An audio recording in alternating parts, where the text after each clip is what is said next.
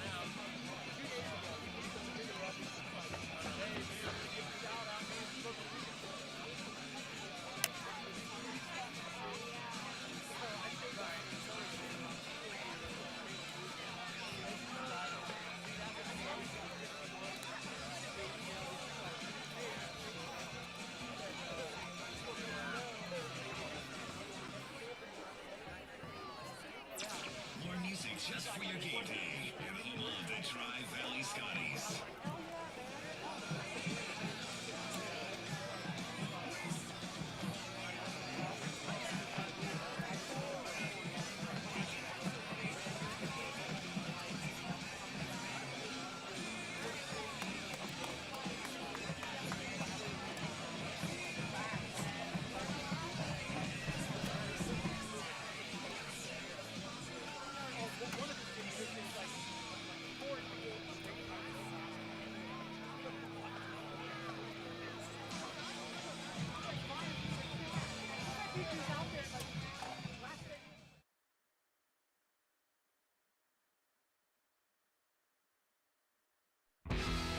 IVP Sports presents the Buffalo Wild Wings High School Football Game of the Week.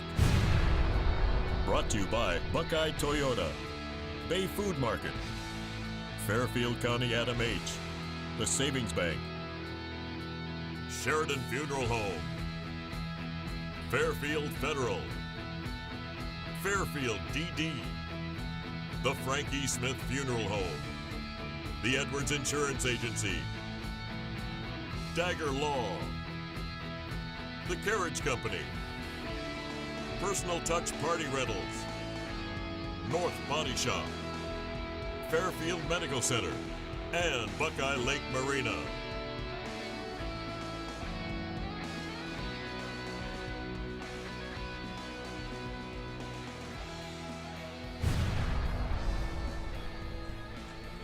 Hey, good evening, everybody. Welcome to the Interface Video Productions High School Football Game of the Week. I'm Jared Stewart alongside Tim Shoemaker. Tonight, we're in Dresden, Ohio, Tri-Valley High School for this Division III Region 11 quarterfinal matchup between number 5 Bloom-Carroll coming in at 10-1 and the number 4 seed Tri-Valley Scotties at 9-2.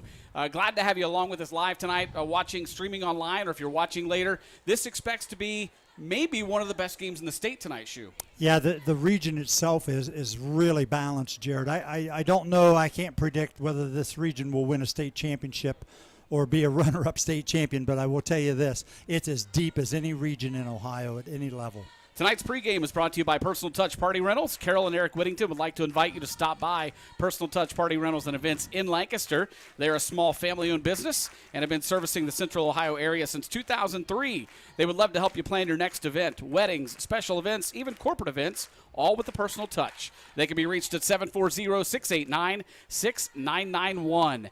Tim, this is a little bit of a homecoming for you, a little bit of a reunion. Spent quite a few years here in this community, and it's got to be special for you to come back here to Tri-Valley. It is. I'm very privileged, Jared. I always tell people how fortunate a person I am, and this is just another brick in the wall for me here today to get to see a lot of people that I haven't seen for several years. If you don't know what I'm talking about, Tim taught and coached here at Tri-Valley, coached varsity basketball for, what'd you say, 13 years? I taught 13, and I coached here 6. Wow. How about that? You see the video board, which is across the street over at the high school. You see 72 degrees. It is hard to believe that it is November the 4th. Week number 12 of the high school football season, and you and I both took our jackets off. We're in short sleeves in the press box. Yeah, we brought sweatshirts also, just in case. Yeah.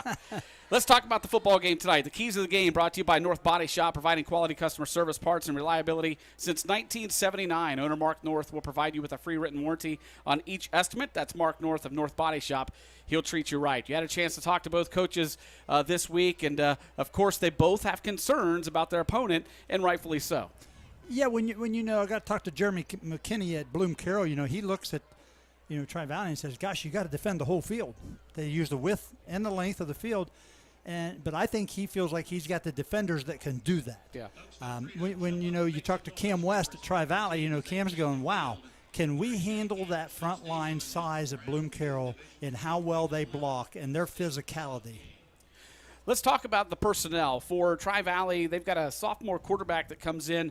He threw for over 2,000 yards this year, 2,593 yards, 31 touchdowns. But when you talk to Coach West, he said we're a 50-50 run-pass team. Yeah, they are. And, it's situational football. If they need to throw it more, they will.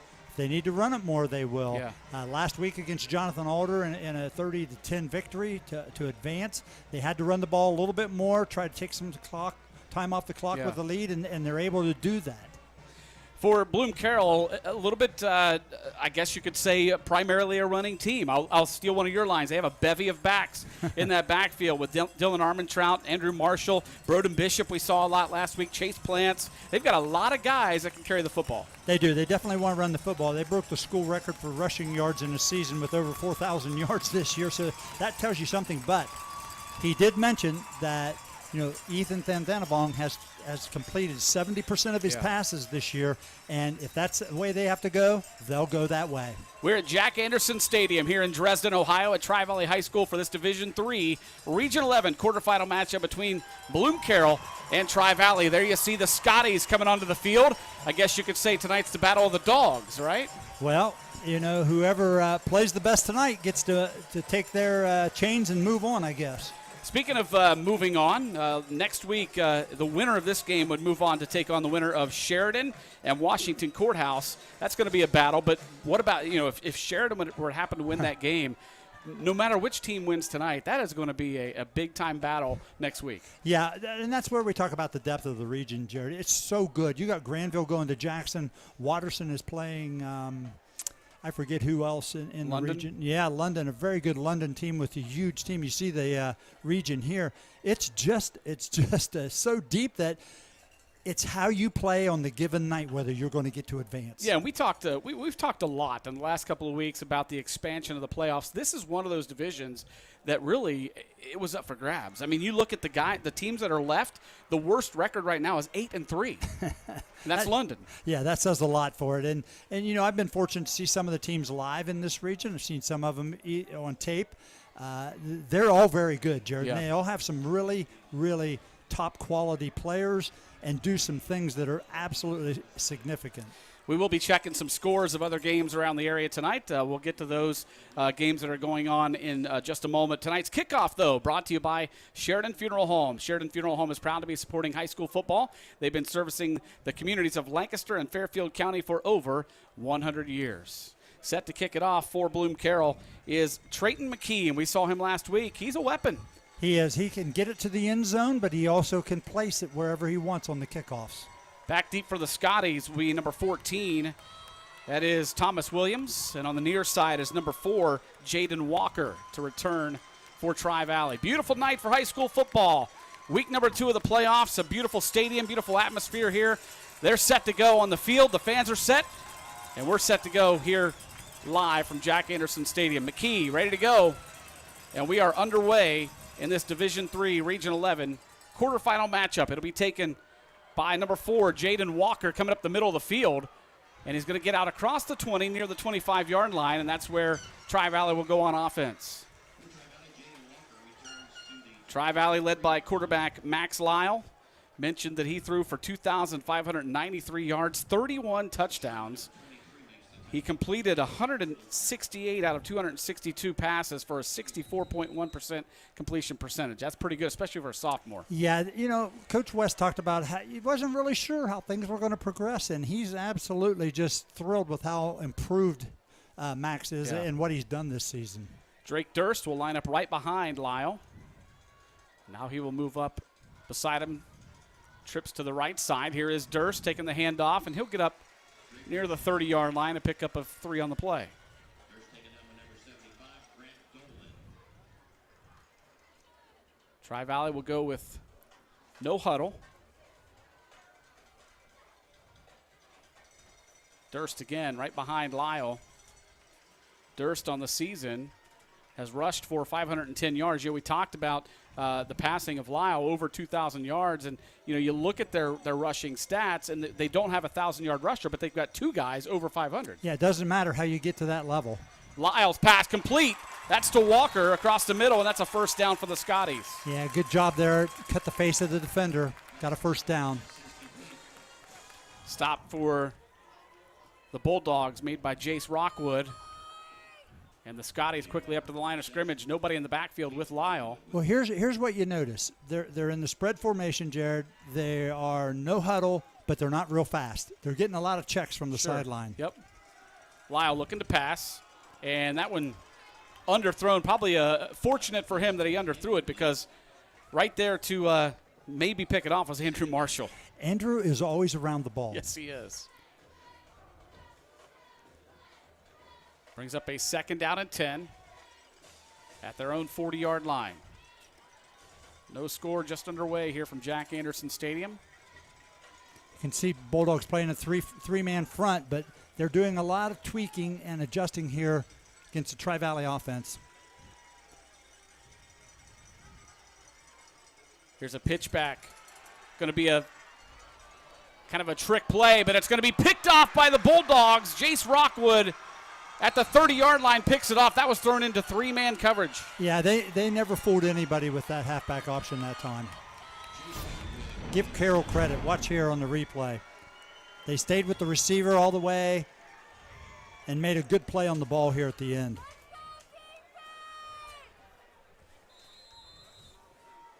And if you want to know where those replays are coming, thanks to Dagger Law, the replays you're going to see all night. Outstanding job. Yeah.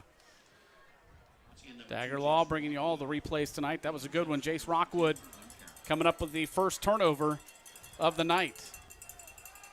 Now here's something a little different than we've seen. Just one back. Van Thanevog hands it off. Right up the middle, Dylan Armentrout gets all the way out near the 50-yard line. We talked about his feet and his vision last week. Jared, he does a great job of picking that wasn't the biggest hole. You can see right here, excellent blocking, but it didn't take a lot to get him loose. Yeah.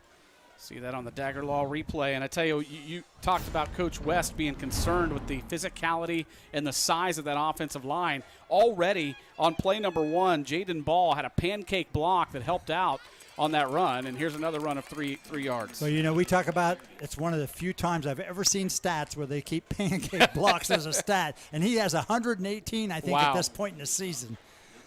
He is 6'4", 260. He pancaked a guy that's 5'10", 200, that's not small. No.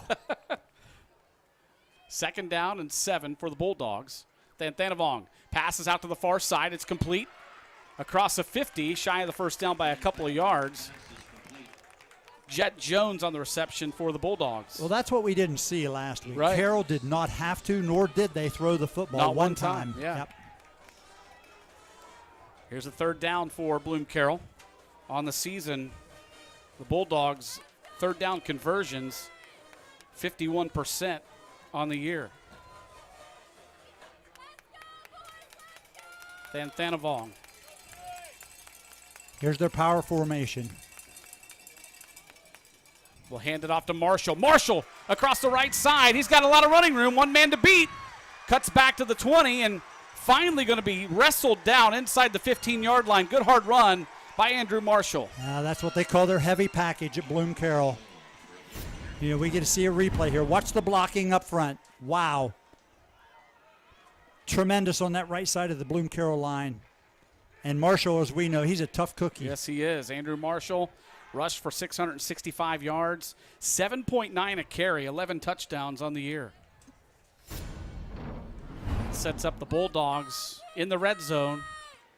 1st and 10 at the 13-yard line of Tri-Valley. No score here, 8:39 on a running first quarter clock. Van Thanavong again to Marshall. Marshall right straight up the middle. Look at that line just pushing forward, and he gets all the way inside the 5, and that's close to another first down. And I know that's where Coach West was really concerned about this power formation. And you watch again here. Watch the push, Jared, of the linemen. They just stay on their blocks. Yep. Push them down the field. Yep, they're big, they're strong, and they're also good. Yep. So first and goal for the Bulldogs at the 3-yard line. Van Thanavong again with Marshall back there. Also Plants. Here is Plants trying to follow that blocker, diving for the goal line. Did he get in? Yes. Yes, he did. Well, he's the goal line runner. You know, we've seen Chase for 3 years, and he is very, very physical. Chase Plants just picks up his 16th touchdown of the year with that run. Again, a Dagger Law replay right here. Watch Chase. He doesn't go down, Jared. Just tough, hard-nosed football. Grant Dolan over there, the right tackle, 6'3", 250, did a great job pushing his man out of the way to set up that touchdown run. McKee's extra point up, and it is good. So with 8:08 to play in the first quarter, the Bulldogs on the board first after a turnover. They take a 7-0 lead. Yeah, and I think you know, you mentioned Dolan there. He's a state shot putter, I believe, Jared. Wow. Looking at some stats, trying to find, no, I've got them in here somewhere, the turnover ratio for the Bulldogs. They've taken it away a lot more times this year than they've turned it over. Yeah, they have. And, you know, that's a sign of a good team. As you well know, you can't turn the ball over and expect to win. So the Bulldogs will be kicking off once again.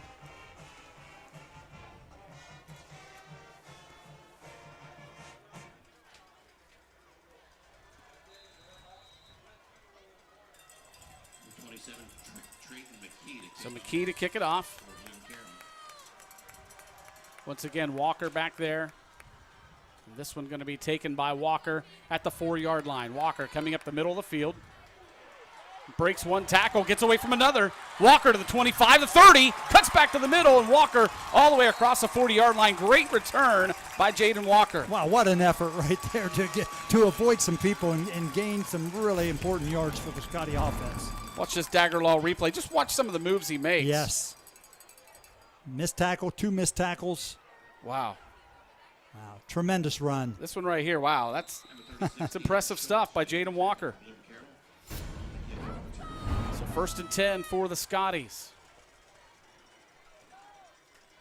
Walker, a 5'10", 160-pound senior wide receiver. You see him split to the near side, the bottom of your screen. Lyle hands it off, running right side, picking up about 4 on the play. Once again, that's Drake Durst. And that's what Coach West talked about. He goes, you know, we're not necessarily going to run it right up the middle, but we're going to run some slants and we're going to run it off tackle to try to get away from some of that heavy middle stuff. Second down and 5 for the Scotties.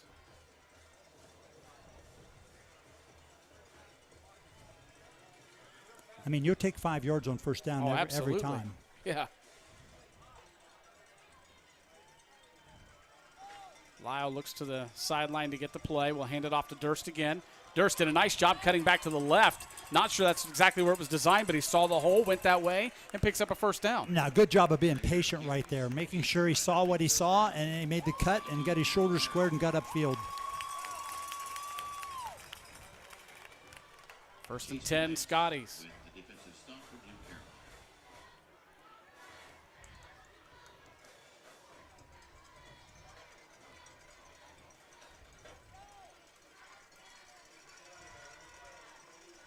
Lyle fakes the handoff, passes out to the left side, and breaking a tackle. That's Ashton Sensabaugh. He's the leading receiver on this Scotty team, his first touch tonight. Yeah, and that's a play you got to have in your arsenal. It's a run, really, Jared. I know we call it a pass, but it's a quick release. Get it on the outside and have your athlete make a play. Yeah.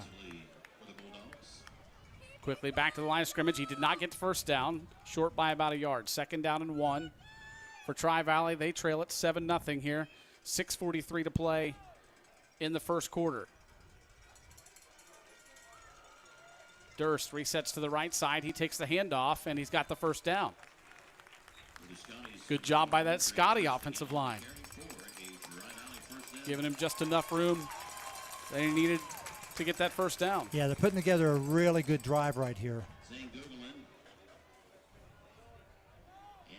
1st and 10 inside Bloom-Carroll territory at the 37-yard line.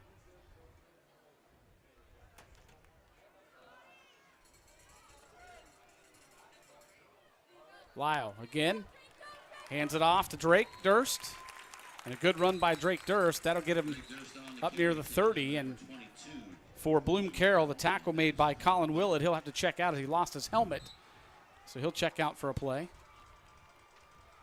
by OHSAA rule.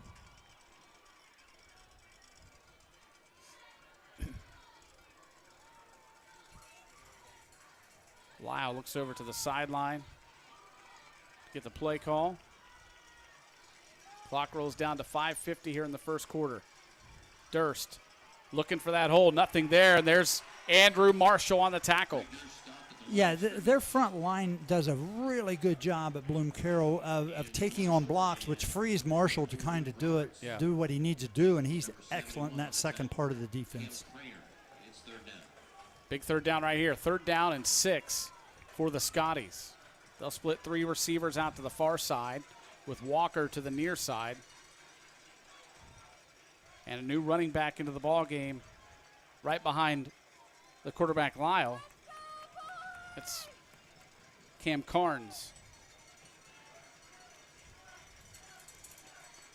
Lyle looking to pass and almost intercepted. And I think really when the hands went up by Tristan Britch, that kind of threw off the vision of Walker because he had a chance to catch it. No, I think you're Watch correct.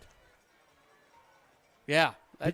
Yeah, I think you're right, Jared. But you know what I liked what Lyle did? He looked left, Yep. looked the defenders off, and then came back. 4th and 6 for the Scotties. Big play here early in the game. Max Lyle, 6'4", 205-pound sophomore quarterback for Tri-Valley. Threw for 2,500 yards this year. He's going to be a good one. Passing downfield to Walker, and he got his foot in. What a catch by Jaden Walker. Not only for the first down, but they're down inside the red zone. Yeah, great throw to also put it on the money. Absolutely.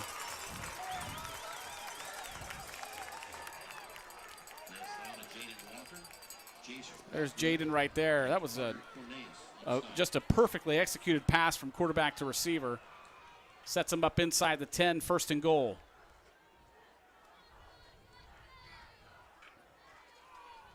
Durst back into the ball game. Got a breather on that last play. And he will line up behind Max Lyle. Now sets up to his left. Here is Durst. And he's going to be swarmed right at the line of scrimmage. Andrew Marshall, but the first man in there that time was Colin Willett. Yeah, that's exactly right. And Marshall just came in to help clean it up. 22, Colin Willett came right in there from that outside linebacker spot. And he slowed him down enough for Andrew Marshall, then just cleaned it up, as you said. So it's 2nd and goal now from the 7-yard line. Lyle looking to pass over the middle. He's got a man, but he threw it just out of his reach. He had to dive for it, looking for the number. I think that's Walker. It was Walker, was the intended receiver. Yeah, fairly well covered. You'll see here on the replay, watch how tight this window is for him to try and get that in there. That's really not a bad throw. Almost feel like Walker could feel some pressure coming at him there. Might have been able to extend himself a little more. 3rd down and goal from the 7 for the Scotties. 3 receivers out to the far side. They've been able to run a little bit, but not as much as they would like. Got a timeout on the field. Bloom-Carroll will take the timeout. Timeouts tonight are being brought to you by the Carriage Company, located at 1031 North Memorial Drive in Lancaster. Learn more at carriagecompany.com. And we would like to remind you that you can find live and past games on our YouTube channel. Just search for CLN, your hometown connection, on YouTube to find games and other local programming. While you're there, make sure you click subscribe so you won't miss any of the action. Also, if you're on Facebook and Twitter too, just check out those social media platforms. Just search for Interphase Video Productions. You'll see it right there on your screen. Some other games going on around the area tonight.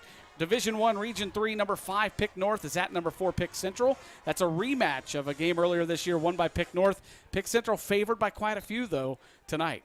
Division II, Region 7, Canal Winchester at Massillon. Division III, Region 11, the one that we're watching tonight, Washington Courthouse is at Sheridan. Division 5, Region 19, West Muskingum at Harvest Prep. And Division 7, Region 27, Fairfield Christian is at Hannibal River. We'll be checking those scores throughout the night. Third down and goal.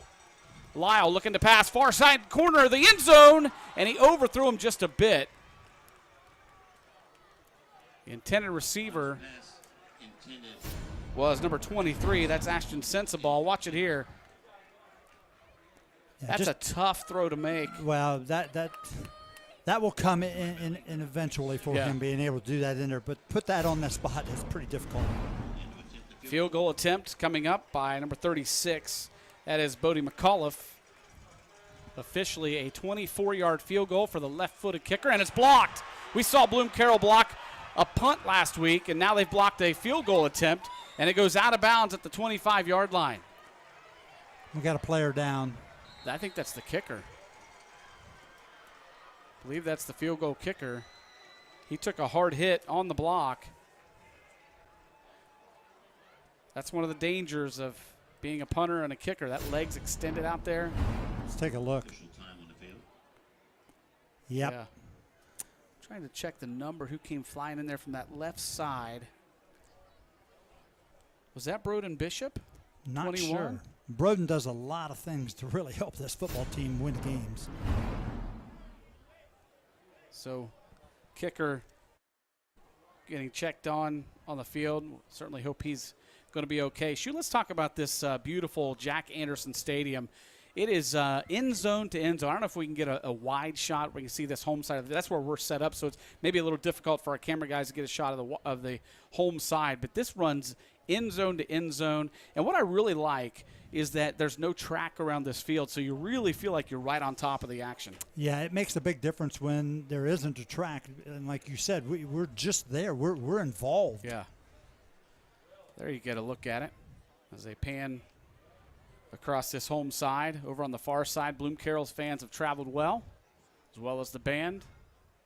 And Shu, we talked also before we came on the air, you know, we've mentioned it all the time. A lot of these towns, these smaller towns, it's a community event, and you having experience, having taught here and coached here, you know, you've got firsthand knowledge that, you know, you said that almost every kid in the school is involved in something, especially in the fall. And we saw their band was excellent when they came out for the pregame, playing the national anthem. There's kids running around playing football out on the sides. It's just a really cool atmosphere. It is. It's an outstanding community, Jared, with a lot of support for student athletes, academically and athletically. It's a special place. Yeah. There's a lot of them out there, but I was fortunate to get to experience it here and how great this district is. Good to see Bodie McAuliffe making his way off partially under his own power. Here you go. That was Broden Bishop, 21, that blocked it. That had no chance. He just got in there untouched. And, you know, Broden does so much. You know, even early in the year when they ran Wildcat quarterback, he was the Wildcat quarterback early in the year. First and 10 Bulldogs. They already lead at 7-0, 4:09 to play in the first quarter. And around the right side, Dylan Armentrout dives across that final tackler there at the 35. Give him another first down. I mean, they're just gashing the defense with these runs. Armentrout on the season, 169 carries for 1,501 yards. That's an 8.9 per carry average, 12 touchdowns. Yeah, that's pretty good. Averaged 136.5 per game. Here he is again, right up the middle, and he picks up about 4 on that one. You know, where it appears there's nothing, he always makes something. Yeah. And I said, I just love that he keeps his head up, has great vision, but his footwork is just as good.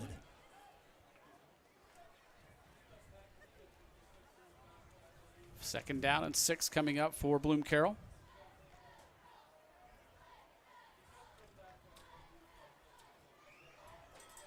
Thanavong again with that power set beside him and behind him. Again, it's Armentrout spinning out of a would-be tackler. Takes a pretty hard hit, but I think he's got another first down. Well, I tell you, if you notice, too, Tri-Valley had 5 down linemen that time. They're trying to make an adjustment here, especially when Bloom-Carroll lines up in this power formation. Look here, they have 5 down linemen, and, you know, it appears they have penetration, and Armentrout still, picks up a first down. Yeah. You know, it's almost like, okay, what are we got to do here? Right. First and 10 for Bloom-Carroll at their own 47-yard line.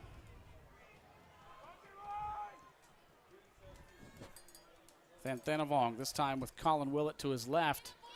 And taking the handoff this time is Chase Plants. He gets across midfield to near the 45, call it the 46. I just chuckle because he's usually the goal line, and you can tell. He had that ball covered, protected. Watch right here. He gets it covered with 2 hands, Jared. Once he gets the pressure on the defense, puts his shoulder down and gains 4 more yards. Good look there on our Dagger Law replay. Second down and 3 upcoming for the Bulldogs. Clock rolls at 2:04 here in the first quarter at beautiful Jack Anderson Stadium here in Dresden. Willett in motion. Plants takes the handoff. This time he's going to be wrapped up at the line of scrimmage and then driven backwards. Great job right there. 53 for Tri-Valley. That's Chris Gargas. Great job by the Tri-Valley defensive line that time, Jared. 6'2", 225-pound sophomore. Yeah, watch it here. They fight off the blocks and then get great pursuit and people to the football. Then they just gang tackle him from there. Good job by that Tri-Valley defensive line. 3rd down and 2. They gave him a gain of 1 on that last play. Here's Marshall up the middle. 1st down and more. Up across the 35 and brought down at the 34. I mean, he's like shot out of a cannon. He is. He has a motor that just goes. Yeah. And you know the thing about it, they get the push, but then like you said, you'll see here, look, he's already galloping through there. And he's 225 pounds. Wow. Impressive runner. Going to be going on to play at the next level next year in the Mid-American Conference. 1st and 10, Bloom-Carroll. Thanavong again gives off to Marshall. Marshall bounces it to the outside. And even on a play that looks like it's busted, he picks up 5-6 yards. Well, you know what's interesting? You know, we're watching him run here. He's the defensive player of the year in the Central District in Division III. Impressive. So, I know. That's impressive. You know, Coach McKinney made an interesting statement this week. He goes, I just try to sit back sometimes and enjoy watching him because you don't always get players of this caliber. That's true. He's also the all-time leading tackler in Bloom-Carroll history with 318 total tackles. He was a Mid-State League Buckeye back of the year. Bulldogs have a 2nd down and 4 right here. Clock rolling down inside of 5 seconds in the first quarter. And this time it's going to be Armentrout.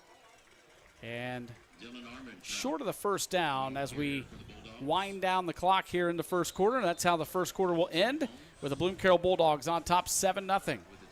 And tonight's first half scoreboard sponsor is Buckeye Toyota. Buckeye Toyota would like to wish all of the local athletes best of luck this season. Buckeye Toyota is your hometown dealer that is here to help. Visit us online at mybuckeyetoyota.com. Checking some scores. Fairfield Christian trails River 14-0 in the first quarter. I'm telling you, we saw that River team last year, and they're the real deal. Oh, absolutely. Have to look up some other scores here in just a bit. Some of the ones that we're looking at, obviously we're concerned. We want to see what's going on with Sheridan. Yes. That is who Sheridan and Washington Courthouse, the winner of this game, moves on to play them next week. And, of course, Tri-Valley being in that Muskingum Valley League Big School Division ended their regular season with a game against Sheridan. and it was a very, very tight game. Could have gone either way. Actually, didn't Tri-Valley pretty much outplayed them the whole game, outgained them? Yes, that was week 9. Week 9, yeah. They beat John Glenn in week 10, but in week 9 they lost by 1 point. Wow. But they really felt that their special teams play wasn't up to par. Okay. But they felt they outplayed them on offense and defense. 3rd down and 2 for the Bulldogs. Handoff right up the middle. This time, Chase Plants, I believe. Makes sense. Use your goal line back to pick you up a couple yards there for a 1st down. Well, they're just going to see how long. I know Coach McKinney wants to see how long they can take. If Tri-Valley is capable of taking this physical, constant, push that they have offensively. Right. First down. Looks like we have a score from Sheridan. Sheridan and Washington Courthouse tied up at 7 in the first quarter. 1st and 10 for the Bulldogs. Here's Marshall. Marshall, I thought he was going to be tackled, but he jumps over the offensive and defensive line and picks up a few yards out to the 20. Well, I know Coach West. He talked about Mason Prouty there at middle guard. He plays every play at center or middle guard. Mason's 5'8", 215, right in the middle there, and he's had to take on a lot of double teams this year, and he's playing against some really, really big people tonight. Score from Pickerington Central. North leads Central 7-0 in the first quarter of that one. That's interesting. Yeah. North has not been real consistent here at the end of the year. No, they haven't. Here's a handoff to Marshall going left side. Marshall brought down right about the 10. That's a touchdown saving tackle right there. I'm with you. I was just going to say that's a really good tackle on, Yes, on a tough ball carrier. You notice they're running some backs in and out, Jared, trying to keep people fresh.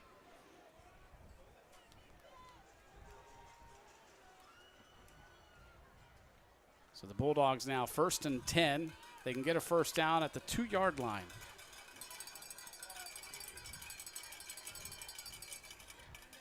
Then Thanavong. Handoff, Armentrout. Armentrout wrestled down. Good tackle by 79. Aaron Frew. Yeah, Aaron Frew. Yeah, he's really good defensive end. His effort, Coach West talked about how he has a high-level motor, and you watch him here. He just fights that off, gets to him. He's long, very active defender. And there's one of those pancake blocks again. Jaden Ball. Yeah. I think he's trying to break the world record. 6'4", 280, a junior.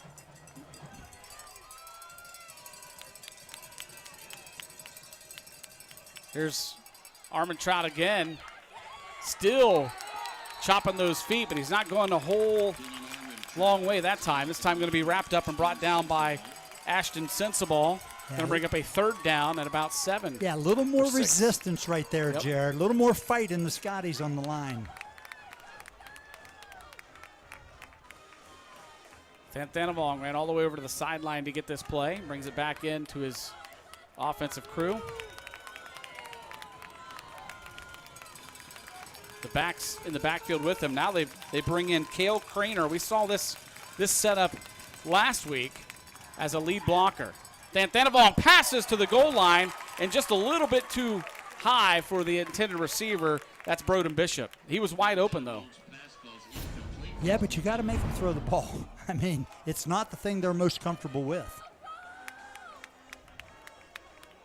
A little high. Yeah. That was not an easy. That would not have been an easy catch at all. So on 4th down and 6, Bulldogs will attempt a field goal. On to kick it is Trayton McKee. This will officially be a 27-yard field goal. Out of the hold of Jet Jones. And a whistle and a flag. I believe it's going to be a delay of game. Dead ball. Bloom-Carroll. Delay game. Offense. Number 27. 5-yard penalty. 1st down. I think that's the first penalty we've had tonight, isn't it? You're right. Yep. There's our officials. Yeah, referee Sam Jones, umpire Peter Tamburello, head linesman Greg Kazmierski, line judge John Timko, back judge Vincent Levi, and the center judge is Rick Moore Jr. So that'll back him up to make this an attempt of 29, and it's up and good easily by McKee. Well, you know, the thing that, makes this tough is not just the points that they got, Jared, but the time that they take off is eliminating your offensive possessions and opportunity to make plays. That's his first field goal of the year. He's 53. He's got 53 PATs, but that's his first field goal. Actually, it's the first made field goal that they've had all year. They haven't had to attempt very many. We saw him attempt a really long one last week. Yes. But this one was, he could have made that from a lot farther. Well, you look at their fourth down, percentages and attempts, Jared. I can't remember the exact number. I thought it was pretty high. Fourth down conversion, 78.9%. You don't kick too many times after No, you don't. Convert 79% of the time on your fourth downs. Hey, we mentioned the Tri-Valley Band. There's a look at the Bloom-Carroll Band. They will put on a really good show at halftime as well. We had the fortune of seeing them last week, and they're much like we talked about with this Tri-Valley community of being a community event. It's the same thing out at Carroll. Sure is. Kickoff will be taken at the 4-yard line by Walker. Walker cuts back to the far side and will be pushed out of bounds right about the 23-yard line, and that's where Tri-Valley will take over.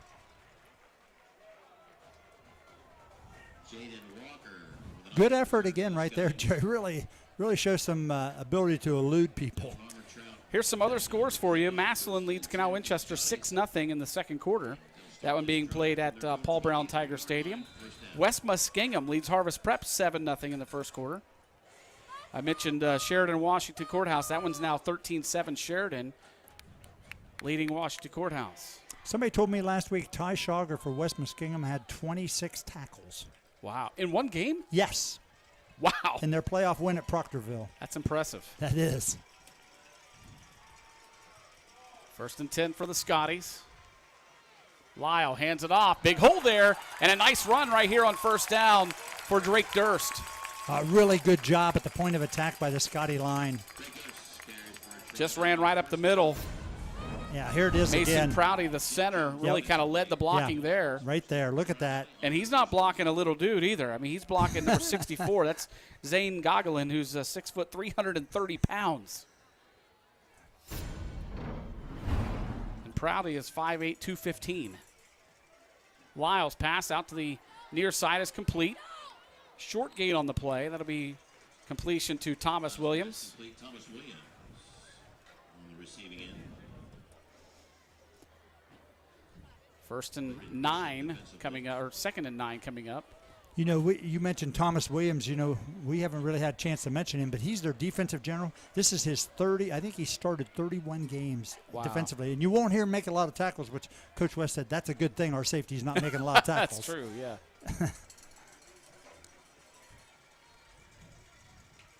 Lyle sends Walker in motion. He pitches him the football. Gets a good block. Lyle still on his feet across the 40 and up near the 45-yard line. That's close to a first down, maybe short by about a yard. They've had a good ground game going here the last two drives. Yeah, they have. That was a good run. Different look there from Jaden Walker. Third down and 1 at their own 45-yard line.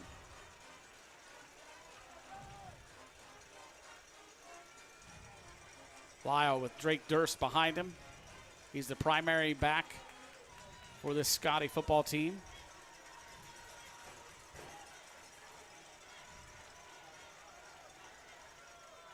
Here is Durst. Durst has the first down across the 50 and inside Bloom-Carroll territory at the 43. Super job of bouncing that outdoors, get on the perimeter. Andrew Marshall got up a little slow after that play. Watch him bounce right there. Use that jump bounce. Marshall was the man that made the tackle. Well, he got crushed by his own guy. Yeah, he did. Jace Rockwood helping him out, kind of dove on top of Marshall. First and 10 for the Scotties. Walker comes in motion. It'll be a handoff to Durst. Durst across the 45, the 35, inside the 30, and a good run by Drake Durst.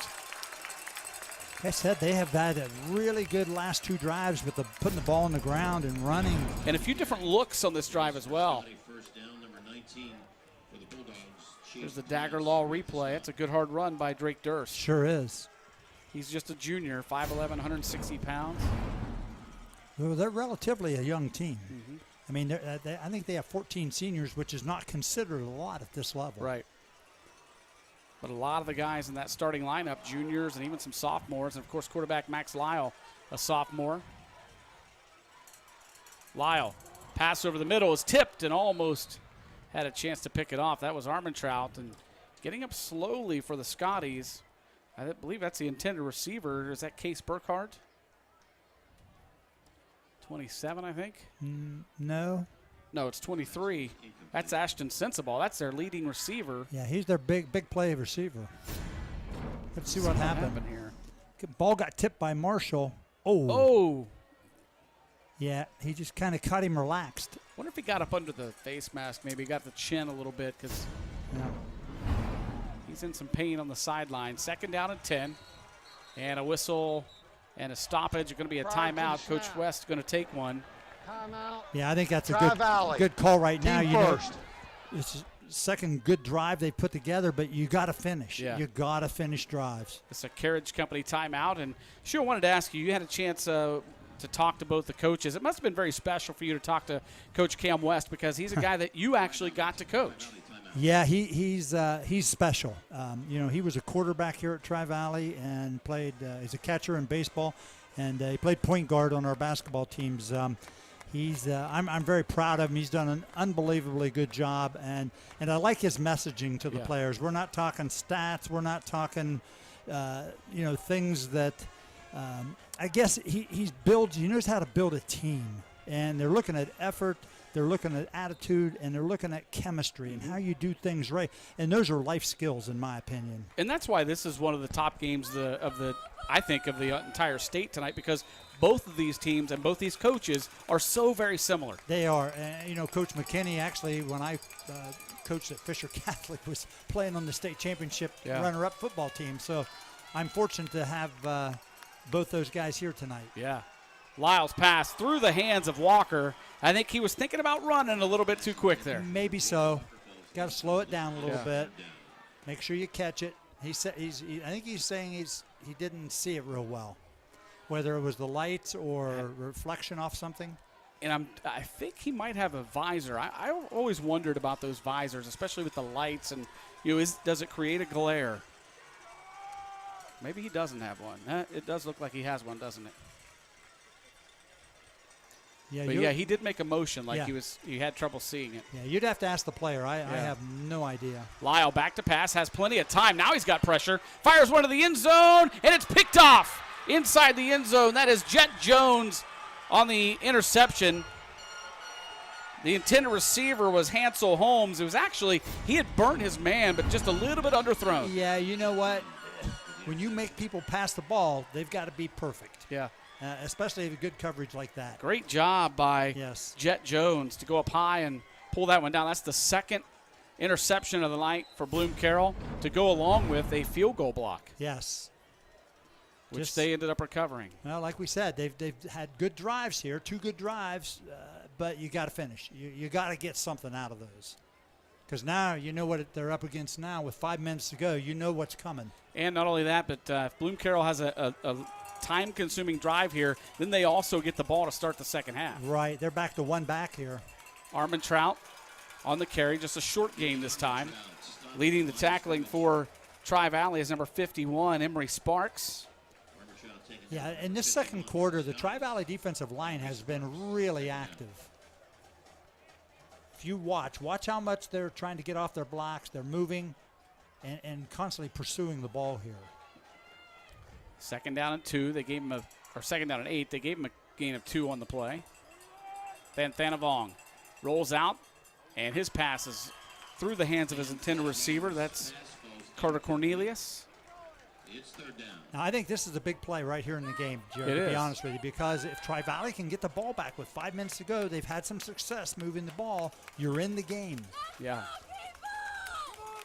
Got to really buckle down right here. And if they could get a stop, it'd be relatively good Yes. field position as well. Clock rolls, or it stopped at 5:05. 3rd down and 8 for the Bulldogs, leading 10-0. Thanavong rolls out, looking to pass, has a lot of time. He completes it this time to Cornelius, and not going to be enough for the first down. A good job by the Scotties to stop him shy of the line to gain. That's going to bring up a 4th down and 2. Big stand there, big stand by the Tri-Valley Scotties. And here's something the Bulldogs haven't done a lot of this year either. Yeah, they didn't do it at all last week, did they? That's punt. Tyler Rapp comes on to punt it. He's one of the loneliest guys on the team. Back deep to return it for Tri-Valley is number 14. That's Thomas Williams. That's a good punt from Rapp, and Williams takes it on the bounce and going nowhere. Going to be brought down at the 26-yard line. And hustling down there for Bloom-Carroll is Bo Sherman and also number 36, Aiden Schultz. Yeah, you'll take 46-yard punt right there. Absolutely. But now it's up to the Scotty offense. They've got to execute. Flips the field on him.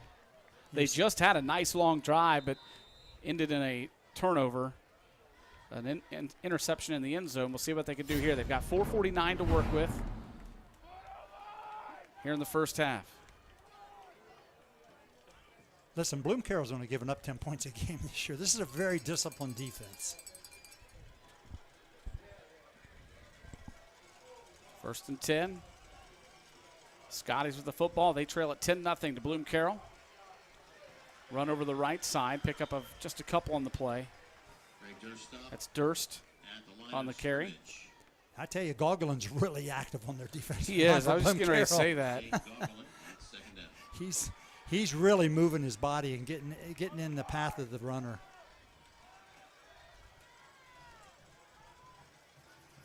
And that's the thing. Those guys, they might not always make all the tackles, but if they're able to get in the way, make them change direction or slow them down, you've done your job. Yes. Well, that's why they're so important. Here's Walker on the reception, and he just slipped. He got through one man, but as he was trying to get through Armentrout, he slips down at the 27-yard line. No gain on the play. 3rd down and 8 coming up. It's a good job by Jet Jones right there. That trips right. Lyle looking over to the near sideline to get the play.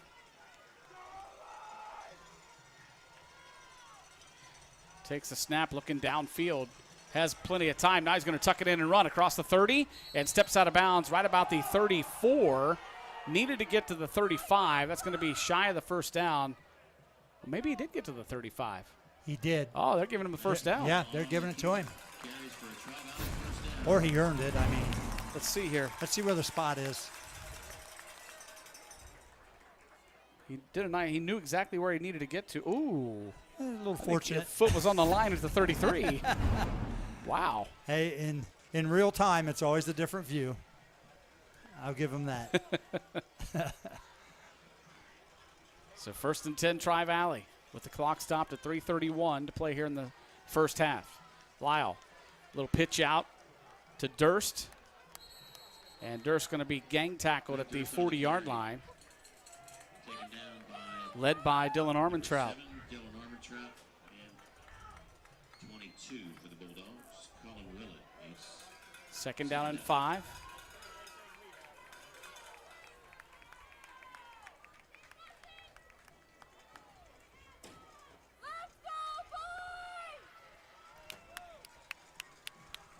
Clock continues to run down inside of 3 minutes.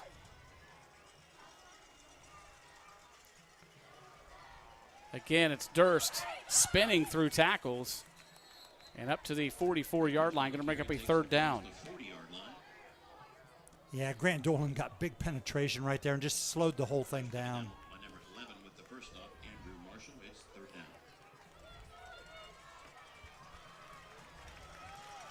Big 3rd down right here for the Scotties. 3rd and 1. New back in the backfield. That's Cam Carnes giving Durst a breather.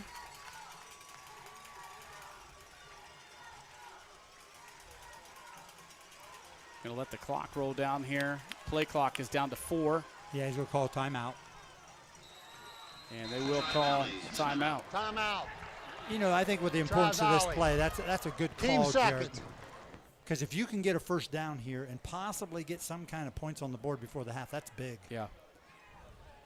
Checking some scores of other games that we are paying attention to tonight. Pick North continues to lead Pick Central 7-0 that game in the second quarter. It's Massillon over Canal Winchester 12-0 in the second quarter. Sheridan holds on to that 13-7 lead in the second quarter over Washington Courthouse. Harvest Prep leads West Muskingum 14-9 in the first quarter. River leads Fairfield Christian 21-0 in the second quarter. Beautiful night. Week number 12 of the high school football season. It is, boy, we've been so fortunate. It's hard to believe that when I picked you up to make this trip tonight, Shu, I looked on my dashboard and it said 77 degrees on November 4th. Yeah, I mean, you know, you tell me, you know, we're going to put a short sleeve shirt and don't need a jacket or a sweatshirt on November the 4th. I'll take it all year long. Yeah. 3rd down and 1 for the Scotties. Walker in motion. Lyle hands it off, and a good job by the Bloom-Carroll defense. 71 leading the way. That's Cale Craner. Yep. Great effort. No gain on the play. 4th and 1. And it looks like the Scotties will bring in the punt team. Yeah, you have to here. You cannot give up Bloom-Carroll a short field. Back to punt it for the Scotties is Hansel Holmes. And back for the Bulldogs to receive it, Colin Willett stands at his 23-yard line. Or check that. That is Broden Bishop, not Colin Willett.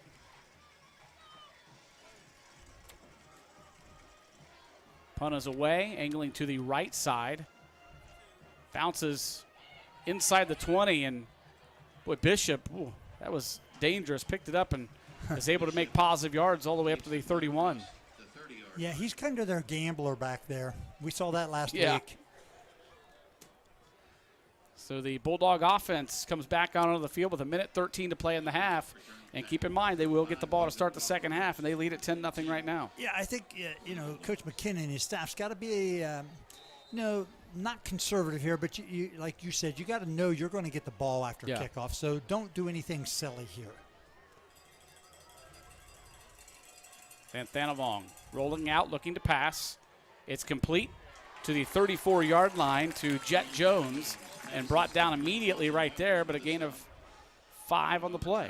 That's right. This is good work for him right now, but, you know, I'm looking at it as a coach from the offensive end. You don't want to be silly. Yeah. You've played a really good half. Don't want a turnover right here.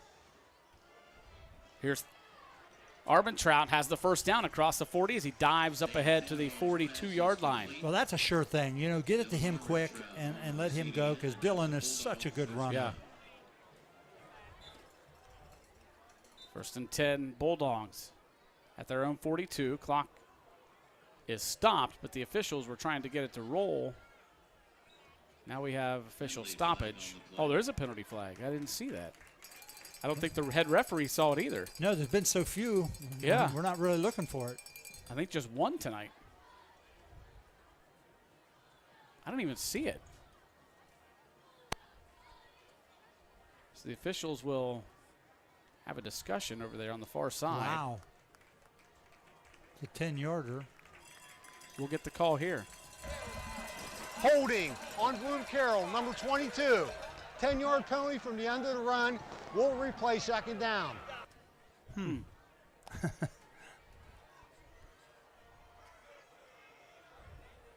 I didn't see the hold. I don't know if we have a replay, but that backs him up 10. It said 22. Right there. Yep.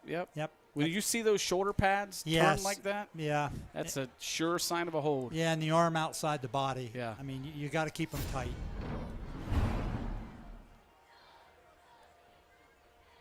So it was from the spot of the foul. Now they're having a discussion on where the. Well, they moved the chains. Now they're moving See, here's what happened, Jared. They had to play, and they moved the chains. For the first down. Exactly. And then, yeah. So Now they've got to put the chains back where they were. And it makes it a 2nd down and 5 from the 40. So essentially, it's a replay of down. right, because the hold is from the spot. Right. And this is right where the last play started. Now they'll wind the clock. 2nd down and 5. They're just going to take a knee here. And I don't think that's a bad idea. No. So they'll let the play clock wind down, and then the game clock, which is down right now to 28, and they will take a knee, and they will go into the locker room with a 10-0 lead. And we invite you to stick around for our halftime band show. You're going to be seeing the Bloom-Carroll Bulldog Marching Band performance from the Fairfield County Fair.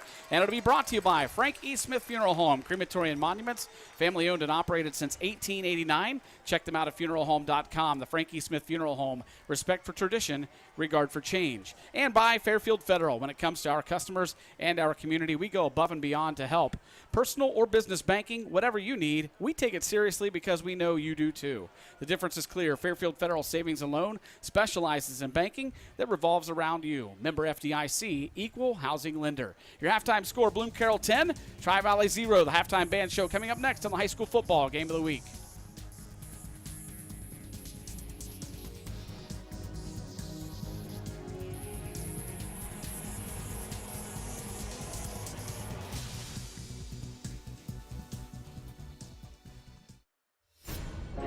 Bay Food Market is Fairfield County's source for high-quality, locally sourced meats. The meat case is always full of quality fresh beef, pork, gourmet burgers, and gourmet brats for you and your family to enjoy. Bay Food Market cures and smokes their own hams, bacon, and sausage.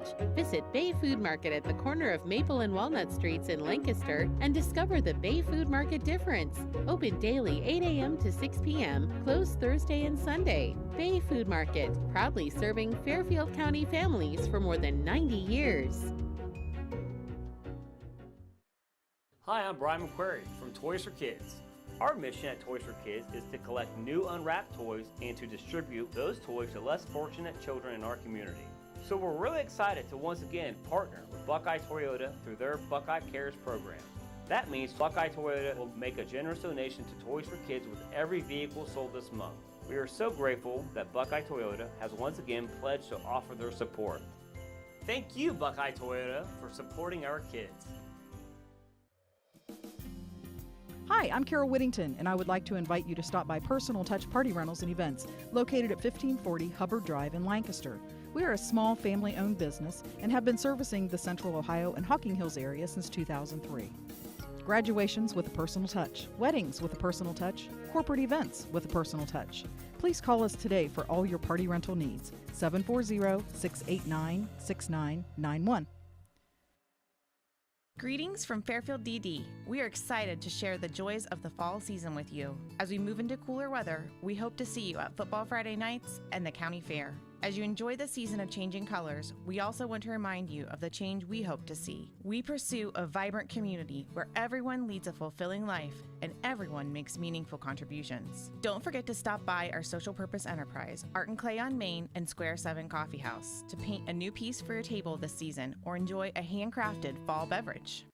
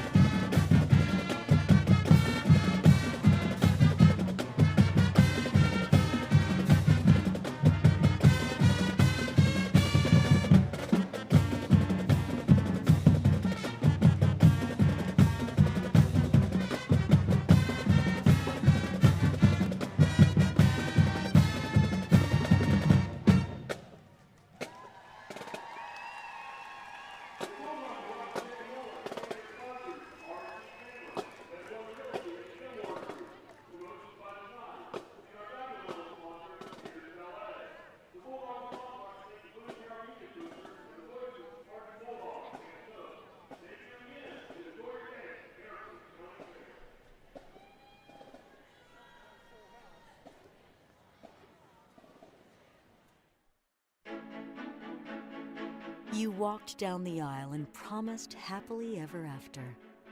Sometimes happily ever after means ending a relationship. We know the conversations are not easy. Deciding what's best for you, your children, and your next steps takes work and communication. At Dagger Law, we know there are no monsters in a divorce, only people trying to find their way. Local, trusted, experienced. Dagger Law. Hi, my name's Josh Lazier with the Lancaster Fire Department, here to talk to you about Narcan. Narcan is the light in the darkness of the opioid epidemic. It's a medication designed to rapidly reverse opioid overdoses. It can very quickly restore normal respirations to a person whose breathing has slowed or stopped as a result of overdosing with heroin or prescription opioid pain medications. It can be carried by police, EMTs, firefighters, even family members. While Narcan stops the effects of an overdose, it does not stop addiction and is not a cure. If there are opioids in your home, Narcan should be there too. Narcan is considered to be a very safe drug and can save lives. And in Ohio, it's available without a prescription. Your life matters, and we're here to help because you matter. This message is brought to you by the Fairfield County Adam H. Board.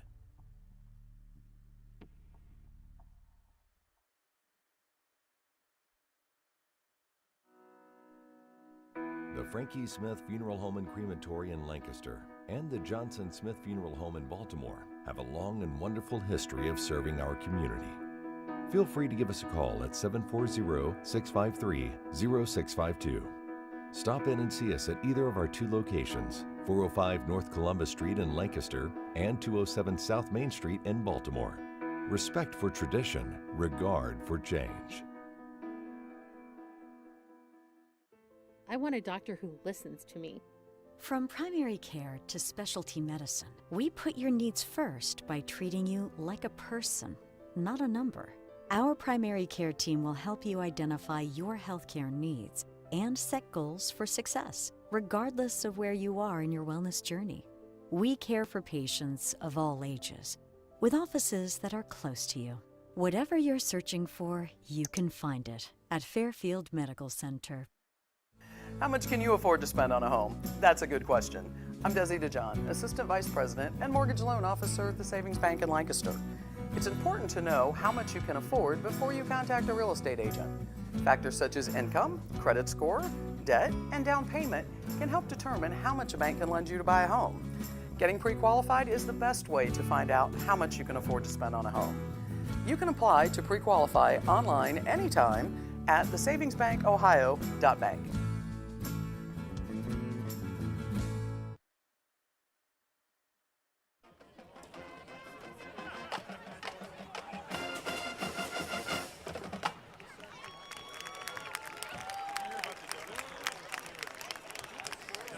Ladies and gentlemen, once again, the Tri-Valley Marching Scotties. Last Saturday, the band competed at Hilliard-Bradley High School in their 40th consecutive OMEA state finals. They received 4 superior and 3 excellent ratings for an overall rating of excellent. Congratulations on a fantastic season. The band would also like to thank the Tri-Valley School Administration and staff, Lee Pine Associates, the community of Tri-Valley local schools, Tri-Valley Band alumni, and the band boosters for their continued support.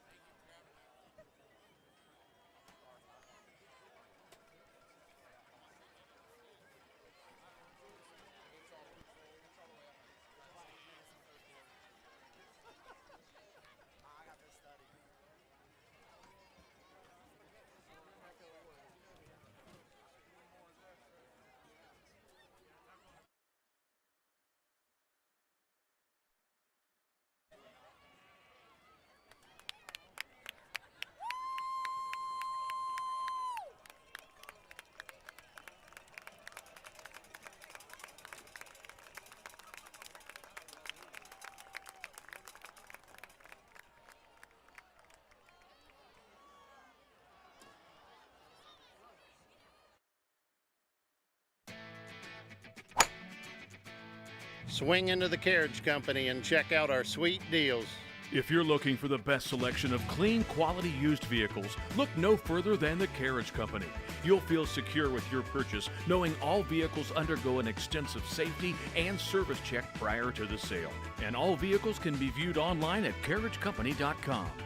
The Carriage Company, located at 1031 North Memorial Drive in Lancaster. Wait! IVP Sports presents the Buffalo Wild Wings High School Football Game of the Week. Brought to you by Buckeye Toyota, Bay Food Market, Fairfield County Adam H., the Savings Bank, Sheridan Funeral Home, Fairfield Federal, Fairfield DD, the Frankie Smith Funeral Home, the Edwards Insurance Agency, Dagger Law, The Carriage Company, Personal Touch Party Rentals, North Body Shop, Fairfield Medical Center, and Buckeye Lake Marina.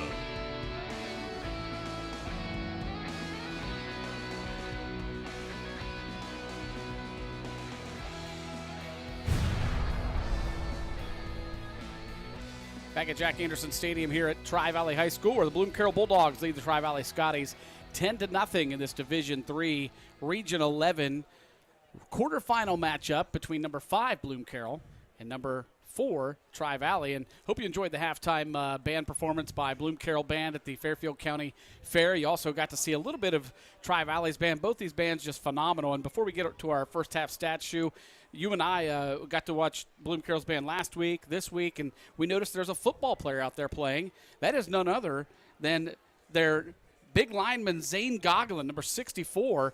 He goes from playing, we've called his name several times tonight on that offensive line, and then he goes out, puts on the tuba, and plays with the marching band.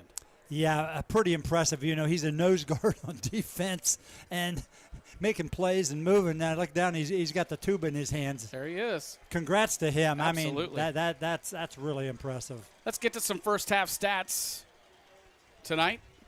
There you go, Shu. Well, you know what's amazing is you look at the rushing yards here, and, you know, Carroll's only given up 8 yards a game. Wow. And Tri-Valley has run the ball well tonight with 88 yards, but they have nothing to show for their last two drives, which were very good. I thought Tri-Valley had a really good second quarter. You know, Carroll came out, made an excellent, outstanding, powerful drive, got a field goal the second time down.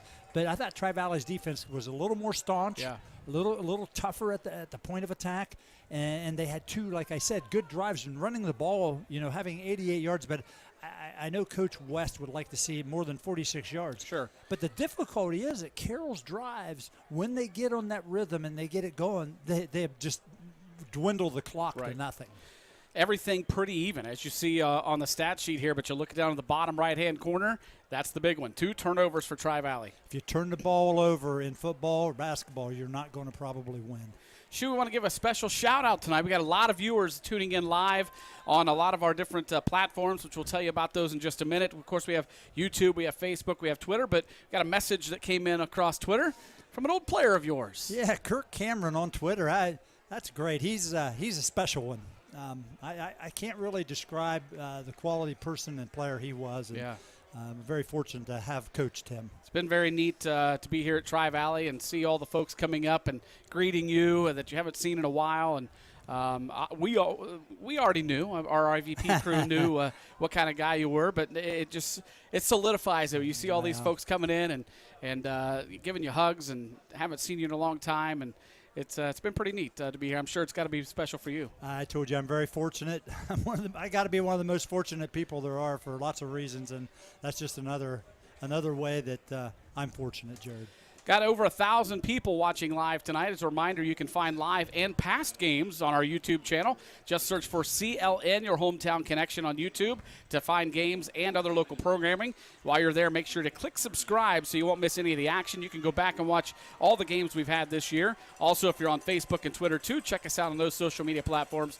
Just search for Interphase Video Productions. Second half kickoff is away. Tri-Valley kicking off to Bloom-Carroll, taken by Armentrout at the 20-yard line. And Armentrout gets up across the 30, and the Bulldogs will start right about the 33-yard line.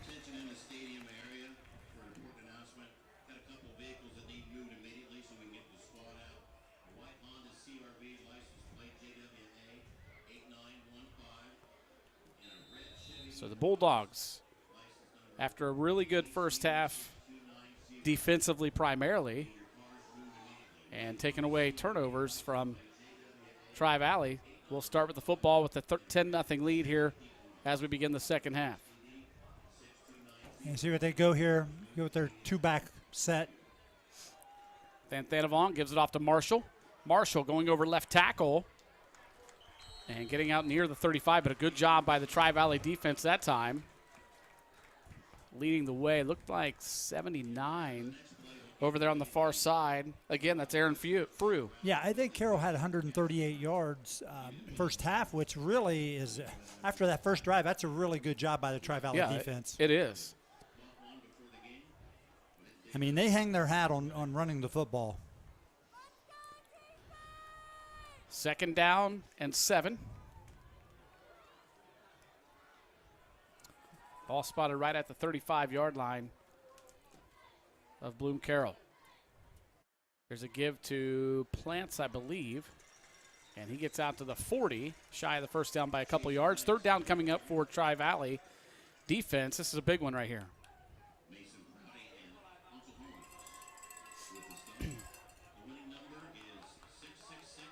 You see the dog bones on the helmets of Bloom-Carroll. I can't really tell what the stickers are on the Tri-Valley helmets, but kind of like that old school look. Both teams going with the stickers that they get after every game for different. They can earn them for different things. Yeah, 5-down lineman. Here's Marshall. Marshall coming around right side and broke a tackle and then just dragged the guy with him to get the first down out to the 45.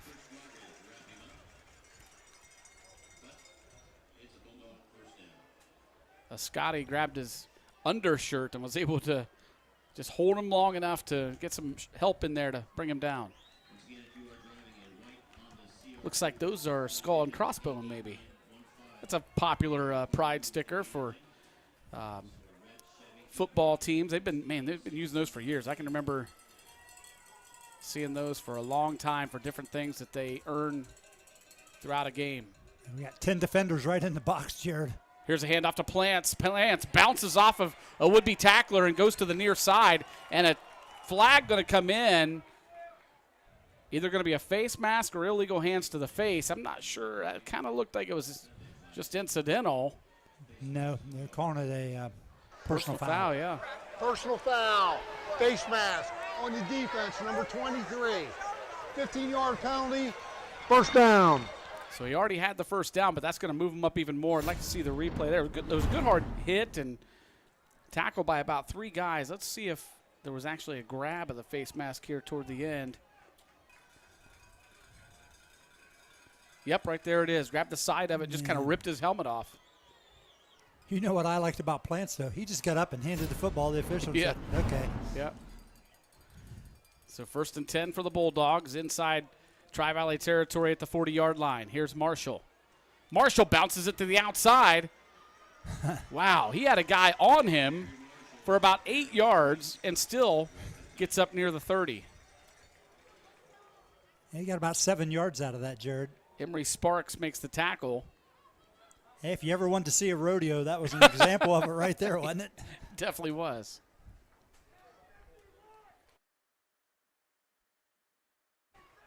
Second down and 3 for Bloom-Carroll.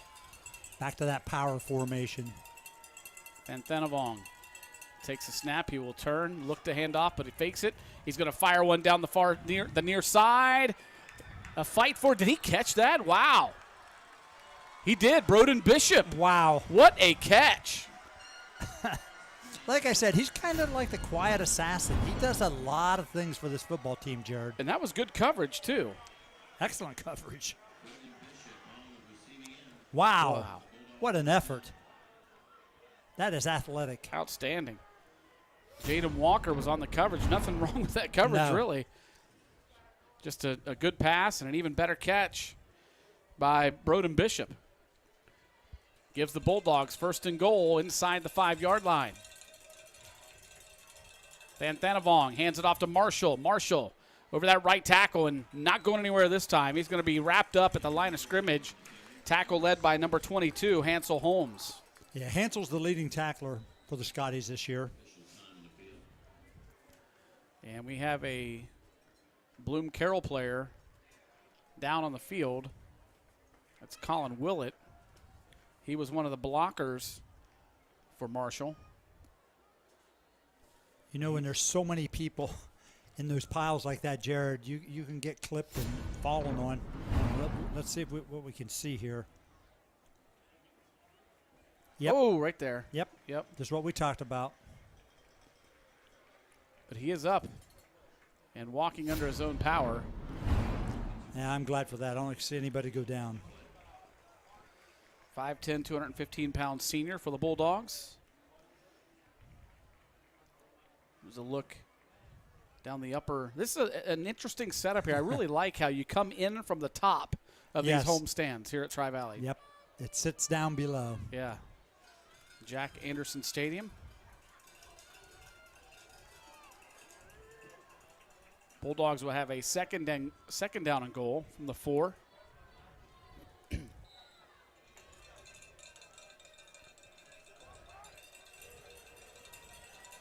Marshall beside Thanavong, and right behind him is Chase Plants. He's that goal line back. We'll see if he gets a handoff here. He will run behind Marshall, kind of dives, but he was a couple yards out as he made that dive and is going to be stopped at about the 1 yard line. Third and goal coming up.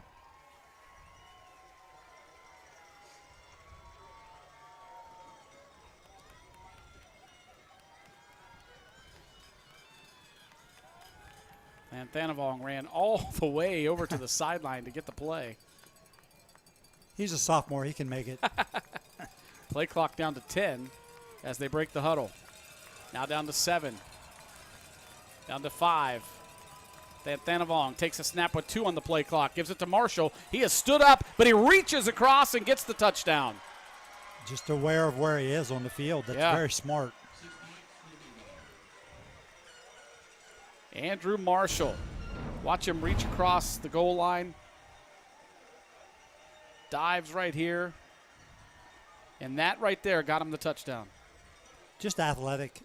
You know, we've talked about him being 6'3", 225. I mean, he's just a really good athlete. Trayton McKee on to kick the extra point.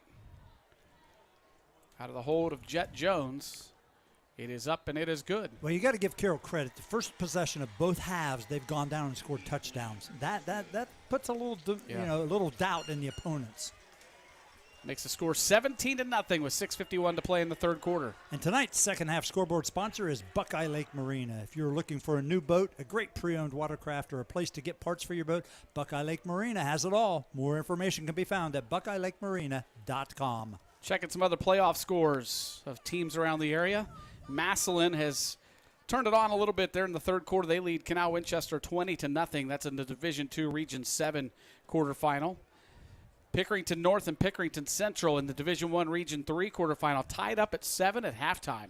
Wow. What a game in Pick Central. I know that game is sold out tonight for the second time this season. Sheridan over Washington Courthouse 27-14 at halftime. That's the other Division III Region 11 game that we're keeping our eye on. In Division 5 Region 19, Harvest Prep leads West Muskingum 20-9. But I tell you what, that's an impressive first half for West Muskingum, only trailing Harvest Prep 20-9. Yeah, Nate Brownrigg's done a tremendous job at West. Here's Walker on the return for the Scotties. Keep in mind that Harvest Prep is undefeated, and this Bloom-Carroll team has only lost one game. That was the first game of the season to Harvest Prep. That's true. And then the other game that we were checking, River having no trouble with Fairfield Christian. They lead at 35-6 at halftime. That is a tough task for Fairfield Christian after they got their first playoff win last week. Boy, just have to go play the number 1 seed, and River is a hard to handle. Yeah, they're more than a number 1 region seed. They and Newark Catholic are going to butt heads here. That's right. They're the number 2. Newark Catholic's number 1, right? Yeah. We have a timeout on the field. Timeouts tonight are brought to you by the Carriage Company, located at 1031 North Memorial Drive in Lancaster. Learn more at carriagecompany.com. 17-0 the score, 6:44 to play here in the third quarter. You know, Coach West was talking about this team, not bringing anybody back, not having hardly any yards back at all this year, and he wasn't really sure, where they were going to go. But he said it's been fun to coach, and I love to hear those words because he's got they're tuned in, they've bought in, they're doing what they need to do, they're playing the rules, and he said we had to totally revamp the offense with new personnel, not change the offense per se, but new personnel and positions, and you don't know how people are going to play. I said once you cook popcorn and you got the cheerleaders going, it's always different. That's true. Game night's always different. It is. These two teams, their road to get here in week number 1 of the playoffs. Tri-Valley beat Jonathan Alder 30-10, and of course Bloom-Carroll, we had them last week. They beat Beechcroft 48-0. Here on the run, it's Drake Durst. He'll pick up a few on the play. And here's what's so tough, Jared, like we talked about, the third quarter's down to 6.5 minutes. Yeah. They just consume the ball so much, and they're so, just so efficient, Bloom-Carroll is. This is a number 5 versus number 4 matchup. Bloom-Carroll number 5, Tri-Valley number 4. This matchup wasn't really what a lot of people, I think, were expecting. When Sheridan beat Tri-Valley, that just threw the whole region into a whole different view. Yeah. Passed on over the middle of the field. It's caught at the 40-yard line and running down inside the 30. A beautiful pitch and catch from Lyle to his receiver, Ashton Sensabaugh. Good to see him back in there after he went out with an injury in the first half. Yeah, Ashton's had a heck of a year. He's a big play. Look at the toss right here. Perfect. Yeah. Took him a little bobble to catch it, but, he just got behind the safety. 1st and 10 for the Scotties at the Bloom-Carroll 30-yard line. You don't want to go away from your game plan, but you got to kind of tweak some things here, Jared, because the clock will then become your enemy. Yeah, it's hard to score quick when you're, primarily running, but that's what this offense does well. And here's another nice run by Walker. Paid for it at the end, but a good run all the way up to the 22, shy of the first down by a couple yards. Yeah, it's a good play. You bring him from the slot. He's already in motion, which is a very good play. You can see here. Actually, he was in the deep backfield, but, he's on the move. Pancake block there in the middle of the field, 64 for Tri-Valley. Gavin Spiker. So many pancakes tonight, we're going to need some syrup, right? I hear you. I'd like to point out the role of those linemen. They never get their name called much, so here's Drake Durst on the carry. Short gain. Going to bring up a 3rd down and 1 for the Scotties. And we say it week in, week out, if you can win at the point of attack, which is the line, you're going to be successful or have a great chance to be successful. If you cannot win there, it's going to be very difficult. Lyle backs out of it. We'll look over for a play. Play clock down to 12. Game clock at 4:40 in the third quarter. Pitch out to Durst. And Durst is going to be wrapped up and brought down for a loss. Andrew Marshall, and also in there for the Bulldogs is Chase Plants. And now a flag comes in late. It's going to be interesting to see what that's not something that we see very often from either one of these teams. No, not at all. In fact, we talked about that on the way up, you and I, about the discipline of these two teams. Dead ball, personal foul, number 53, the offense. 15-yard penalty, 4th down.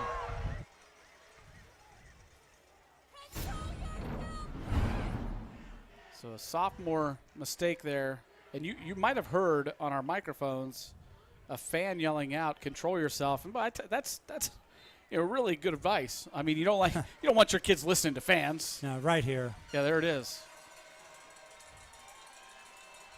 Yeah, that's just not smart, because that now backs him up 4th down and 18. Yeah. Where it would have been 4th and 3.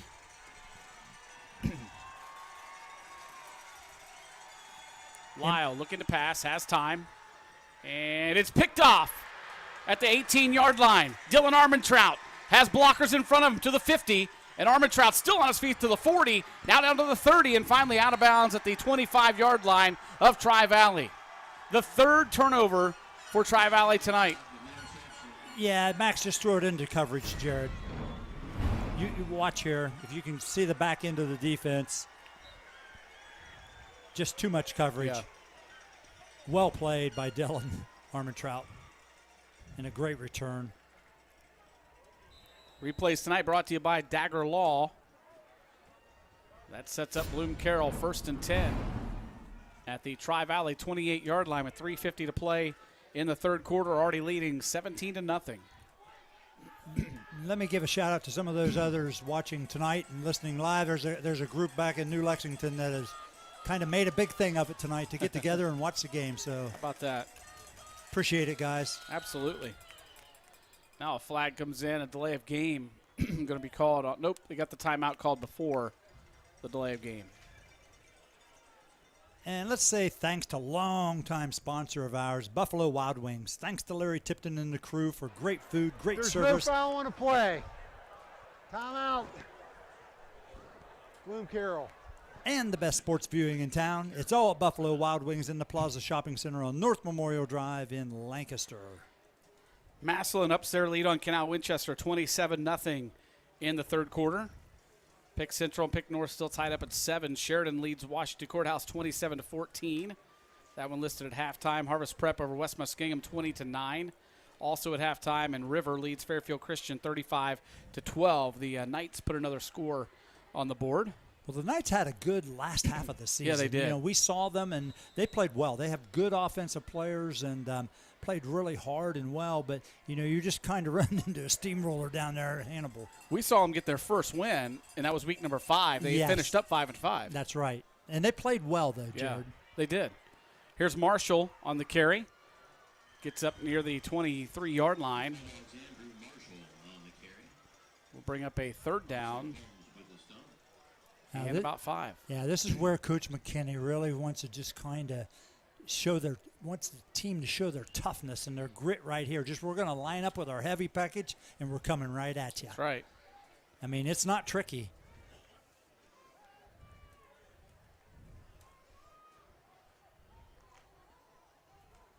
Of course, Coach McKinney, even though this is his first year as head coach, plenty of playoff experience as an assistant under Coach Wade Bartholomew at Bloom-Carroll, who moved on to Olentangy to coach the Braves. Also, Coach McKinney with experience as a player at Fisher Catholic. You mentioned played in that state final game in 1998. And he's a guy that's never forgotten his roots. Grew up in Lancaster, went to Fisher Catholic High School, and obviously staying around coaching and teaching at Bloom-Carroll. And just a really nice, down-to-earth guy to talk to. He's been tremendous here for us to take time to talk with about his philosophy and his program. Whistle and a flag coming in on 3rd down and 2, and that's going to give Bloom-Carroll first down. On the defense, number 64, 5-yard penalty. That yardage will result in a first down. Just drew him off. Just can't do those things. So 1st and 10 for Bloom-Carroll. There's Coach McKinney.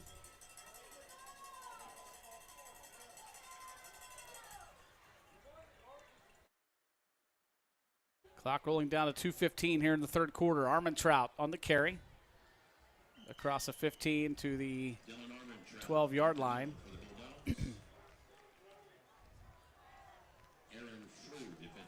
Offensive lineman Colt Clements checking out his helmet came off. Still amazes me how easily the helmets come off these days. Well, it's better the helmet than the other part. I can remember having to, I literally had to pull out on it, lift it up over the years. I don't know how they come off so easy. Maybe it's the way they're made. Maybe it's meant to. I don't know, maybe. You see some of those NFL guys just grab it by the face mask and put it right down over their head. I'm like, how are they doing that? 2nd down and 8, minute 38 on the clock here in the third quarter with Bloom-Carroll leading 17-0 and another flag coming in. I tell you what, we saw very, very few flags in the first half of this game, and we've already more than doubled that in the second half. There's no foul on the play. Okay. Prior to the penalty, timeout. Bloom-Carroll. That's the second time on this possession. Third and final timeout. Second time in this possession they've called a timeout to avoid the delay of game. Right, and I think Did he say that was their third and final? Yeah, third and final timeout. Wow. With 1:37 to play in the third quarter. Well, they've really got the Scotties on their heels here at 17 to nothing down here at the 13, 14-yard line. There's a view of a lot of the fans here at the top of the stadium. Sure, you got to you had the opportunity last night to go to a very special event. You were speaking of New Lexington and Perry County. I think we have a picture. I kind of threw a curveball here to our producer director Josh down in the truck, but there you go. Tell us about that. Well, we were at the DD banquet in Thornville, and there's an old fellow of ours there, a friend of ours, with Bob Competti and Shane. Yep. Myself, obviously, and Doan. How about Doan? He's a gem. Yes, he is. He now does and works football. I can talk here after the play about Doan. Handoff here to that's Broden Bishop. He's going nowhere. Good job coming in 53. He's the man that got the penalty earlier, but he made up for it there. Chris Gargaz on the tackle. But anyway, Doan's a special. He's a gem. He's on the sidelines now at New Lex. He gets water. He does whatever he asks. Yeah. He worked in helping set up for games and things for Bob for probably 10 years. Yep. And he's just a tremendous heart, and as you can tell, he's always happy. Yep, he sure is. Thanaval looking to pass, eludes pressure. There's a flag coming in. Now he's going to be sacked in the backfield all the way back near the 20. And I believe this might be a hold on Bloom-Carroll. Yeah, I think you're right. Actually, that was a good decision by Thanaval, though. Sometimes just to eat the ball and not throw it. Yeah.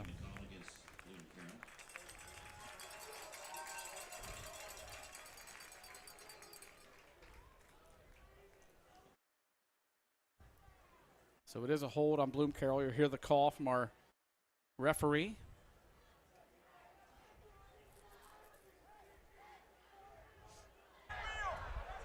Holding, offense, number 21. That penalty's refused, 4th down.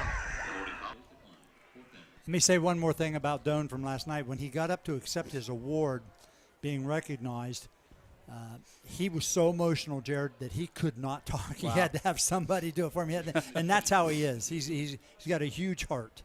Doan Livingstone, nice award last night, and pretty cool that you got to be there to see that. Very fortunate. 36-yard field goal attempt coming right here from McKee. A little bit of a low snap. They got the hold down. The kick is up, and it is good. Trayton McKee, his second field goal of the night. This one from 36 yards to give the Bulldogs a 20-0 lead over Tri-Valley. He's kicked 2 tonight. That's all he's got all season. Well, he's showing that he is a weapon. Yeah. You said that early in the game on the kickoffs, yep. But look how accurate he was right there. And he's not the only one they have either. They've got their man that does the punting. Last week it was kind of ironic. He's typically their punter, Tyler Rapp, but because he hardly got to punt all season and didn't get to punt at all in the game last week, they put him in to kick at least one field goal. It was a long one. I think, what was it, like 40-something yards. Yeah. It was a little bit short, but they wanted to give him a shot. He's bored over on the sideline, not getting to punt. Hey, why not? They had the game in hand. 20-0. Bulldogs lead the Scotties with 50 seconds to play in the third quarter here at Jack Anderson Stadium in this Division III Region 11 quarterfinal. Kickoff goes into the end zone for a touchback. Great crowd on hand, both sides of the field. It's just hard. People don't understand when you have trouble scoring, and there's reasons for it a lot of times, you just never look that good. Mm-hmm. Because you can tell how well coached Tri-Valley is. They've had good drives, but they have not been able to capitalize and finish on them. Yep. And you got to give Carroll some of the credit for that.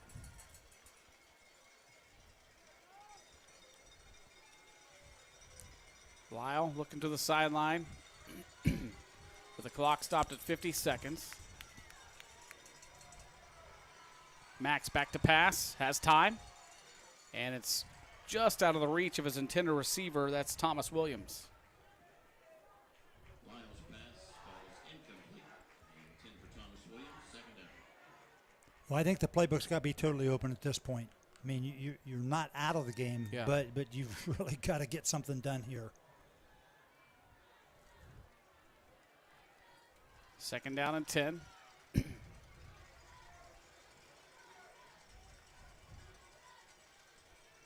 Lyle has his primary running back, Drake Durst, right behind him. He'll hit his receiver. That's Walker. Wow. Great job on the defense, Dylan Armentrout. He played that fantastic. He saw it. He felt it. Watch him.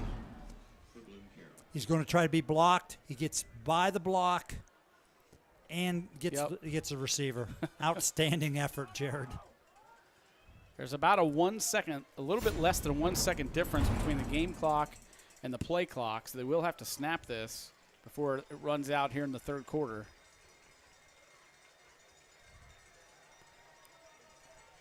Lyle, back to pass, has pressure, eludes the pressure, and finally brought down at the 24-yard line. Pickup of 3 on the play, but it'll bring up a 4th down for Tri-Valley as we head into the fourth quarter with Bloom-Carroll leading 20-0. Hey, we want to say a special thanks to Aaron Nesbitt, the athletic director here at Tri-Valley. He's,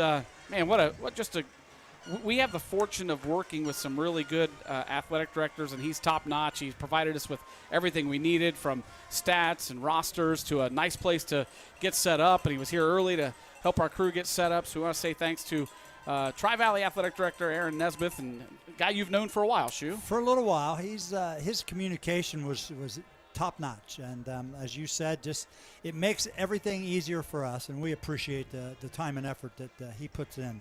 Also, shout out to our Interphase Video Productions crew. Our producer-director tonight is Josh Messerly. Also in the truck with him, Donnie Ziegfeld and Shane Messina. Our cameras tonight operated by Jason Roush, Jim Spires, and Tom Russo. And if you like what you're seeing tonight, make sure you subscribe to our Facebook page, our Twitter page, and our YouTube page. There's Jim Spires atop Jack Anderson Stadium. YouTube page is CLN, your hometown connection. Also on Twitter and Facebook at Interphase Video Productions. You got Jason in the background there. Back to live action. Tri-Valley will punt it away. High kick, a little bit shorter, and it's caught at the 48-yard line. That's where Bloom-Carroll will take over. If you're wondering how the other side of the bracket looks in this Division III Region 11, and we told you that this game, the winner of this one will take on the winner of Sheridan and Washington Courthouse. On the bottom side of the bracket, it's Jackson and Granville playing. That's a 2 versus 7 seed. And then we have a 3 versus 6 seed. That's Bishop Watterson and London. There you see it on your screen. And we talked about at the beginning of this game, the lowest or the worst record in this region, or this what's left is 8-3 London. Good run here on first down by Dylan Armentrout.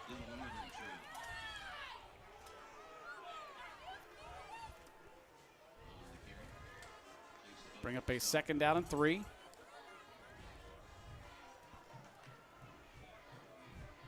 Jaden Ball downfield that time. You know, he's a big fella, 6'4", 280. He's down there engaged with a defensive back. And Thanavong again hands it off to Armentrout. And he'll be short of the first down by about a yard. 3rd down and 1. Yeah, we're not going to see anything fancy at this point, Jared. Bloom-Carroll, 3rd down conversions this year, 50 of 98, 51%.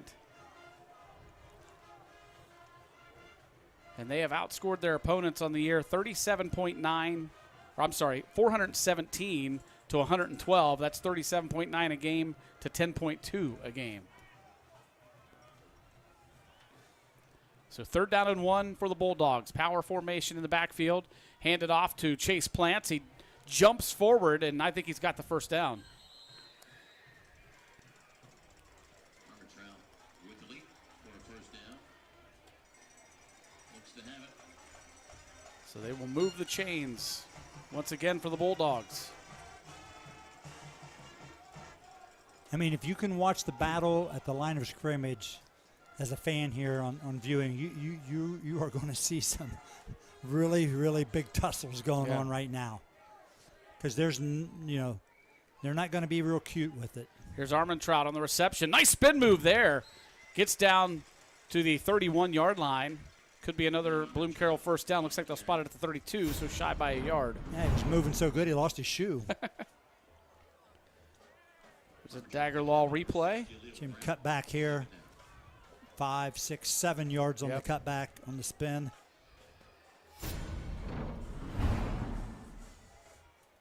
Second and 1 for Bloom-Carroll. And that's going to be a penalty out on that far wide receiver. Just moved early. 5-yard penalty, second down.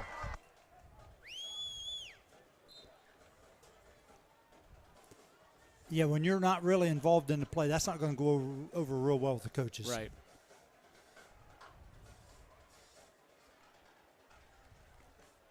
Could completely change what this play call is from a 2nd and 1 to a 2nd and 6 now. Marshall takes the handoff and gets it up to about the 35-yard line.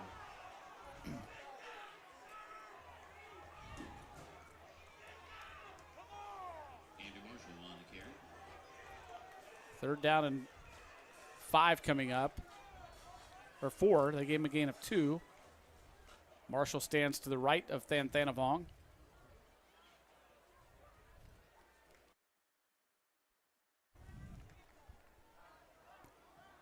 Clock rolls down to 8:40 to play in the fourth quarter. And it's picked off! And tiptoeing the sideline, but I think he stepped out. Great job by Jake Slobodin on the interception there. Yeah, Jake totally sniffed that out. Great play. Trying to go quick out. Good job. Tip the ball. Catch it. Yep, good play. I guarantee you at this point, Carroll will not throw the ball again.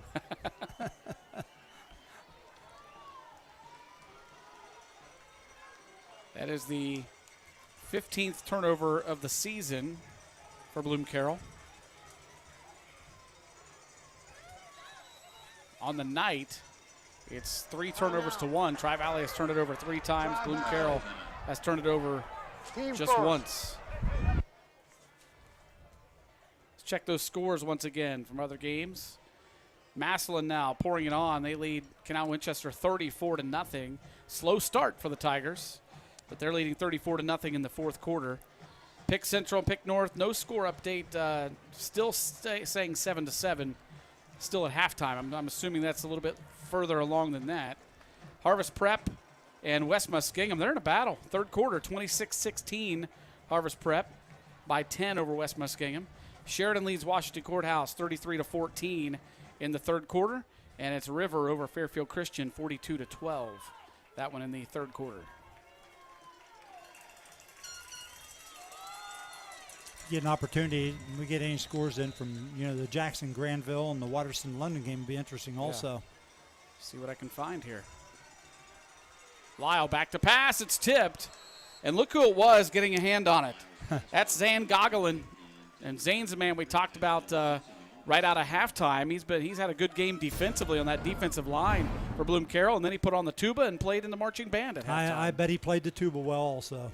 He's had a heck of a game defensively. Jackson leads Granville 41-7. Wow.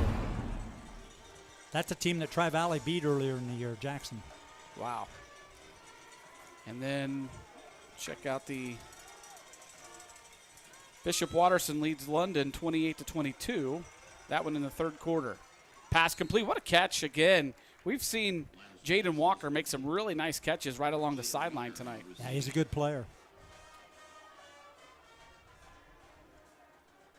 Third down and 6 coming up for the Scotties.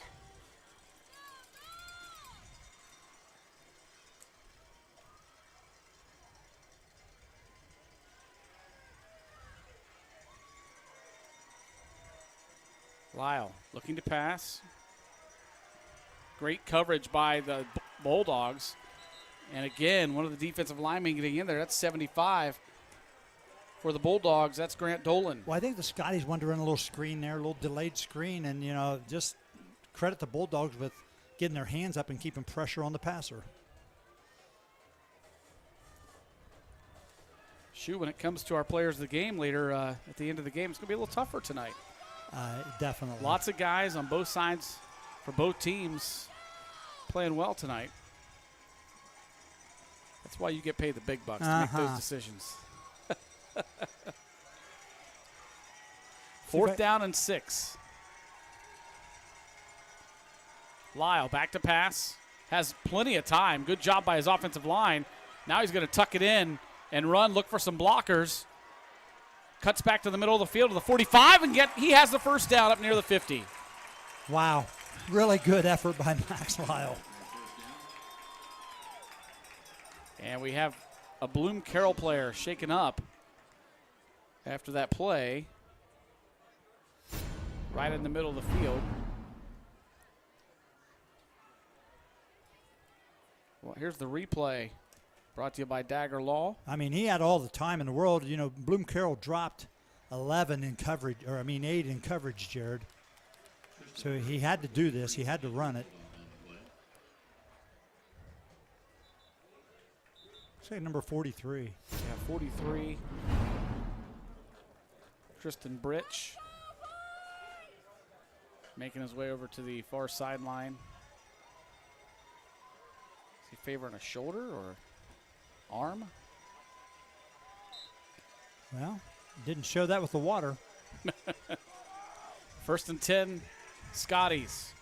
Lyle again has time and good coverage, but Walker gets himself open up to the 42-yard line.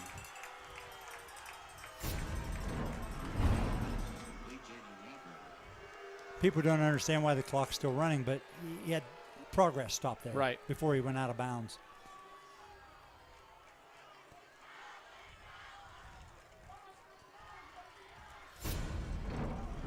Replay we saw. Now back to live action with 7:29 and counting. Lyle sees an opening up the middle of the field, has the first down and more across the 35 down to the 34.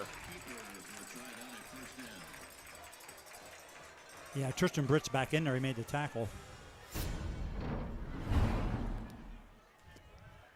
Tell you, the coverage downfield by the Bulldogs has been very good. They're very disciplined. They're really rushing 3 people and then covering one of the backs. If the back stays in and so he slips out, they're really trying to make him read. Illegal formation, offense, 5 players lined up in the backfield. 5-yard penalty, replay to down. So illegal formation on the Scotties. That's on that last play. Right. So it brings them back. Second down and 5.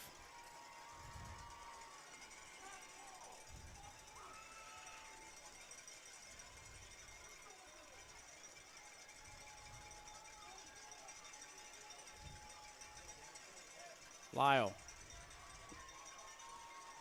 with Durst standing beside him. Lyle looking to pass, has pressure. And he's going to be wrapped up and sacked in the backfield. In on the sack, 2 men for the Bloom-Carroll Bulldogs. That's number 64, Zane Goglin, and also number 56, Jackson Frazee. I tell you, Zane Goglin has been everywhere. He has. Very impressed with his play tonight. He's been all over the field defensively and playing that middle guard position too. There he is, right in the middle, 64.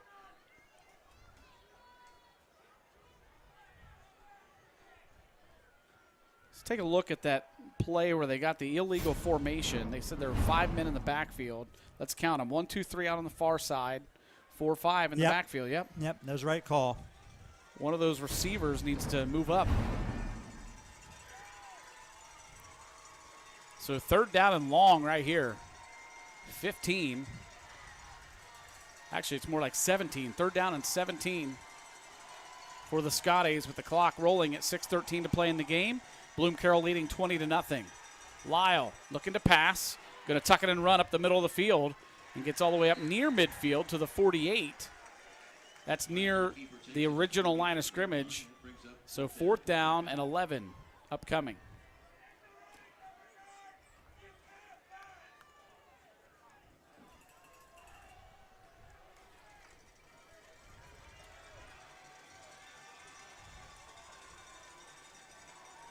Fourth down and 11 for the Scotties.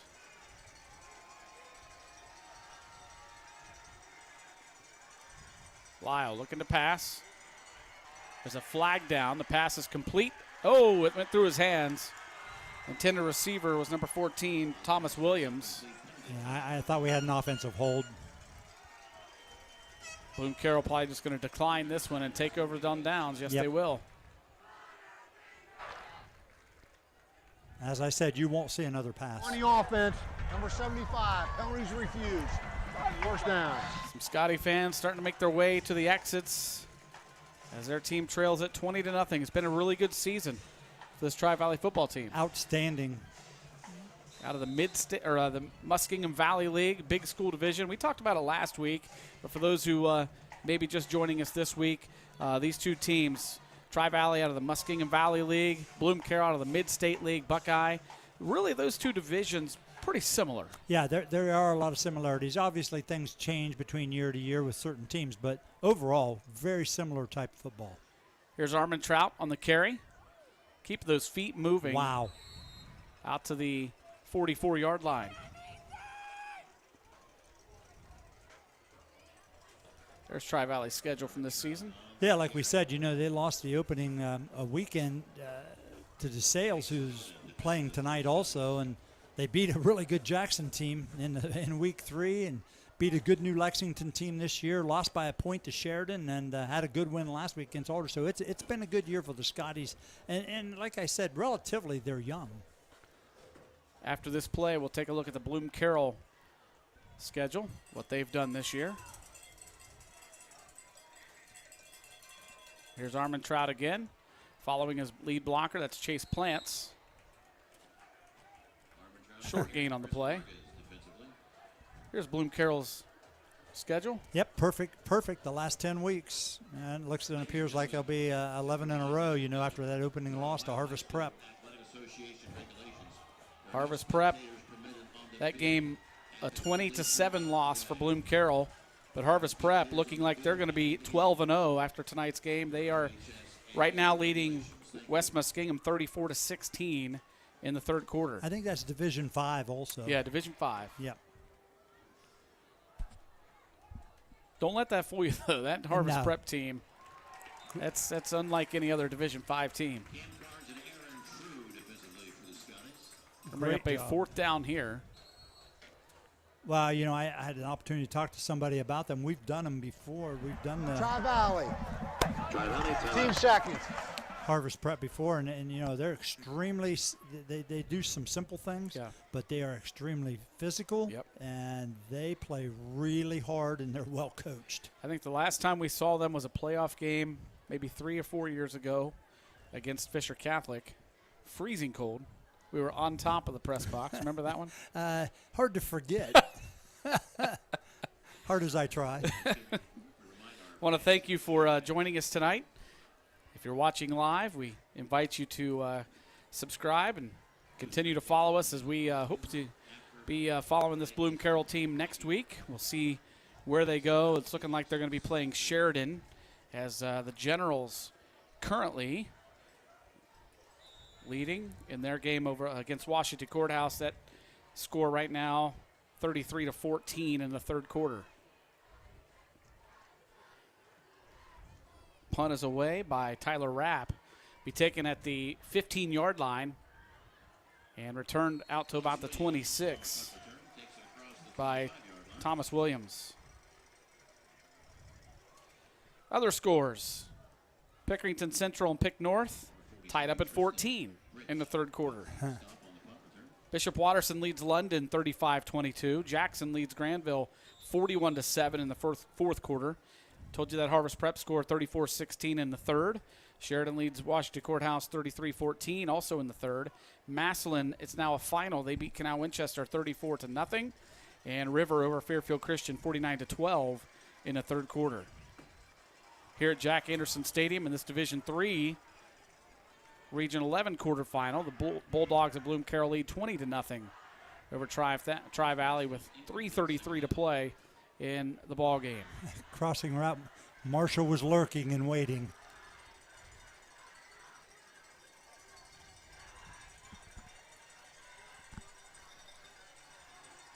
Lyle looking to pass. Again, really good coverage by Bloom-Carroll. Every time that we've seen them complete a little bit longer passes, it's because their receivers have had to just come back. They're covered well. Yeah. They just come back to the football. Well, they're well coached. I mean, that's what you do. You got to work your way back to the ball, Yeah. and they find the spots in the width of the field here, where you can't guard every place. Right. Lyle again looking to pass. Long down the near sideline and tipped around and falls incomplete. But again, you recognize there end up being two people there. You know, you watch. You got your corner, and your safety's going to come over here. Right there. Yeah. You know, there's really just not been anything open. Jace Rockwood got a hand on it. Impressed with the play of Jaden Walker tonight. He's got 673 receiving yards on the season and 8 touchdowns. He's been their go-to receiver tonight. On this one, though, it's number 14. That's Thomas Williams. And he'll have a first down.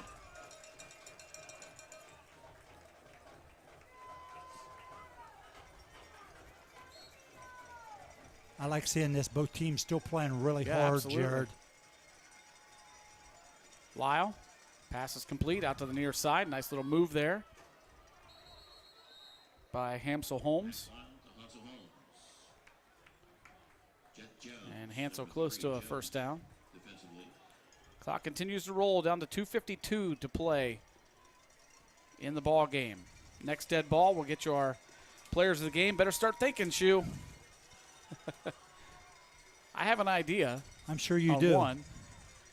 Here's a pass complete again to Williams.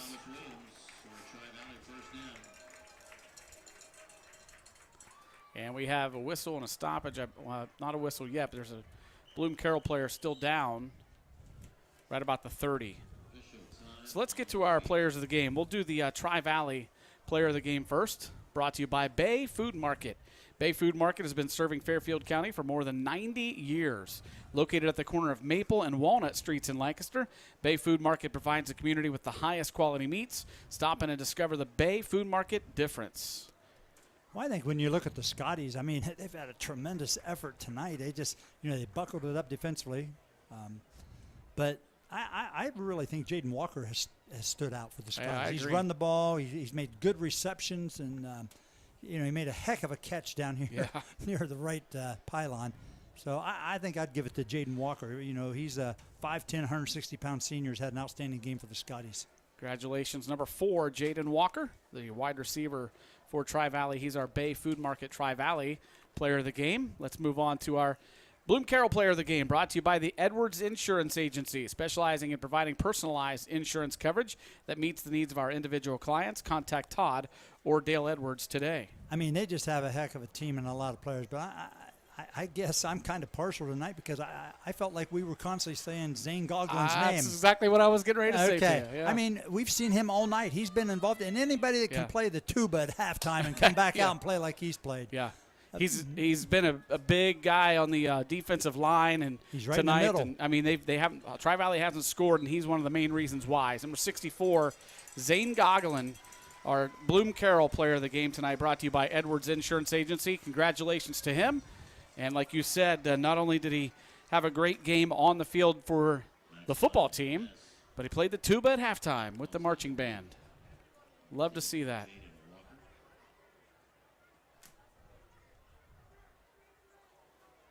I believe he's checked out now, getting a break over there. He's had a big night tonight. Sure has. That's got to be tough for a player, too. I mean, they're not in the halftime locker room hardly at all. I mean, maybe just a little bit, but they don't get a whole lot of coaching at halftime. So I'm assuming that they have to rely on, once the teams come back out, they're doing their stretching.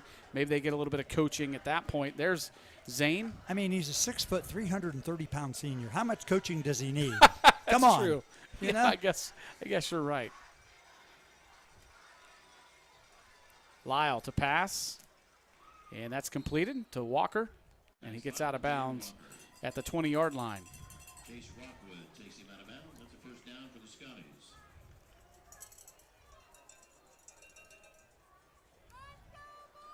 Gives the Scotties a first down with 1:51 to play in the ball game.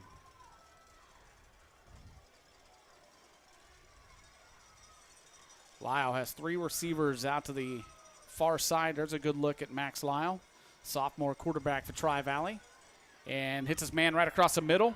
Short pass to Walker, and Walker out of bounds at the 10. Good play. Very, very good play right there.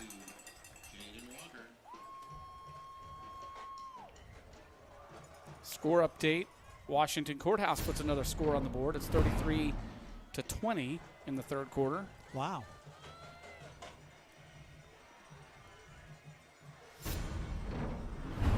Sidearm pass again from Lyle. This time it's incomplete. Lyle's pass falls incomplete. Ashton Simpson ball. I just have to say this, talking about sidearm passes. You watch NFL games and you hear all the announcers making a huge deal out of Kansas City Chiefs quarterback Patrick Mahomes and how he drops down sidearm, and we've never seen that before ever. I see it all the time. Yeah. Well, all the time. There you go. And watch any baseball game, and you see a shortstop. There's a nice run for a touchdown by Drake Durst. Drake's had a really good game Yes, he tonight has. also. I thought they ran the ball really as good as anybody we've seen run the ball on Carroll. Big hole there opened up, too, by the offensive line. So on to kick the extra point will be Carter Dinan. This is a different kicker. Remember, they attempted a field goal early in the game, and their kicker went out with an injury. It was blocked, and he got run into, but Dinan puts it up and through. So make it 20-7, and most likely an onside kick coming. Tri-Valley does have one timeout left.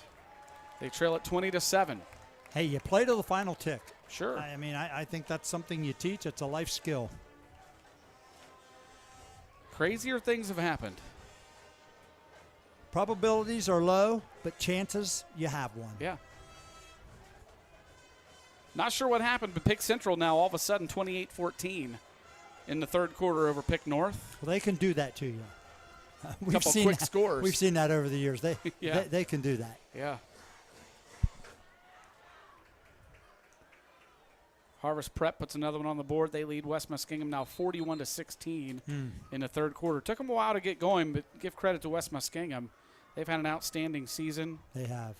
Had a chance to talk to their athletic director, Pete Woods, last week over at Fisher Catholic. He was down there for a soccer game. Brought the West Muskingum boys soccer team down for I believe it was sectional final. And the Tornadoes won that one and had a nice chat with Pete Woods. He and I go way back to Meigs High School days. He got his start as a teacher and a coach at Meigs High School in my last year of high school. And then I actually helped him coach JV baseball for a year. And that was way back. He tells me that I think he said this is year number 30 for him teaching. He's good for him. He's had stops at, of course, Meigs and Jackson. Then he was at Philo, where he was the head football coach, and now at West Muskingum as assistant principal and athletic director. Well, I tell you, they've really upgraded their facilities there. It's really nice. I've been over there a couple times this fall. Free kick out of bounds on a kicking team. You and I were talking about that last week about 5-yard penalty from the succeeding spot. First down. The facilities in the Muskingum Valley League. Is there only one team now without turf? I think so. I think all the facilities, and they're just being upgraded to where, it just promotes your sports and your programs, having quality spaces, weight training facilities, because all athletes benefit from that. Here's Armand Trout on the carry all the way up across the 45-yard line, running hard all the way to the last play. Yeah, that's just going to line up and run the ball. You know it. It's coming. Now what can you do about it? Some subs coming in on offense now for the Bulldogs, and look who it is. These are guys that have played. Zane Goglin comes in on offense now. Yeah, you got Chase Plants coming back in. I mean, Goglin will line up at that left guard. Plants comes back in. They're going to kneel on it. Yep. Clock under a minute. And Van Thanavong just kneels on it. They'll have to do it one more time. Yep. Victory formation here. And the Bloom-Carroll Bulldogs come into Jack Anderson Stadium and win this one tonight 20-7 over the Scotties. I want to give a big thanks to Coach McKinney and Coach West taking their time this week to speak with me for a period of time, and I love to hear the thoughts and insights that they share with me. Looking like the Bulldogs going to be taking on the Sheridan Generals as they put another score on the board. It is 40-20 now in the third quarter. Sounds like maybe a kickoff return there or something after a Washington Courthouse score. So good luck to the Bulldogs as they will be moving on Division III playoffs as they run their record now to 11-1 on the season. That one loss, first game of the season against Harvest Prep, and they win tonight over Tri-Valley 20-7 to move on.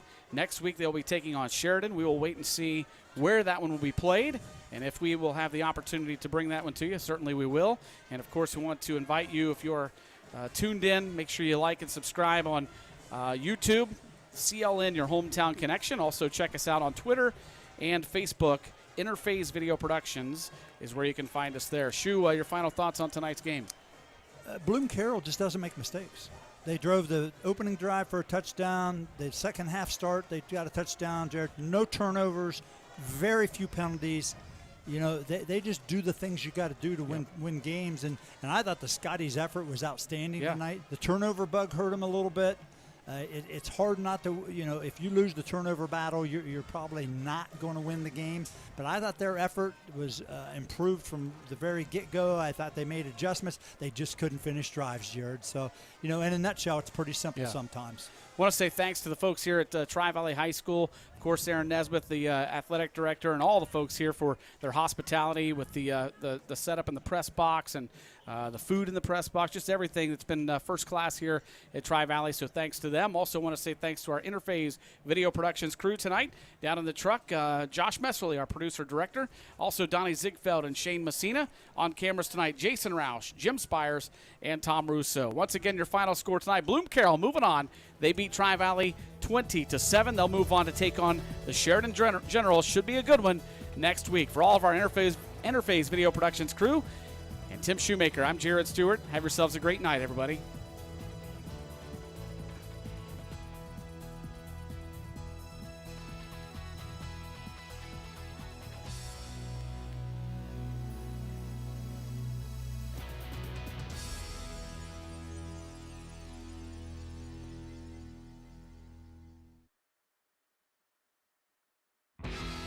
IVP Sports presents the Buffalo Wild Wings High School Football Game of the Week.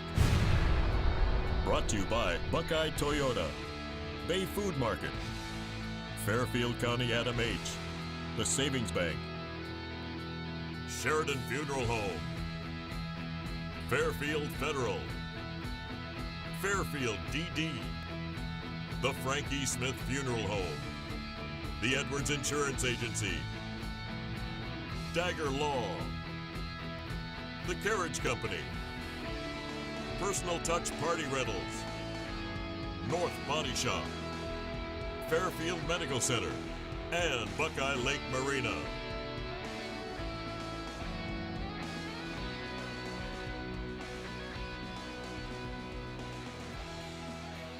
This has been an IVP Sports production.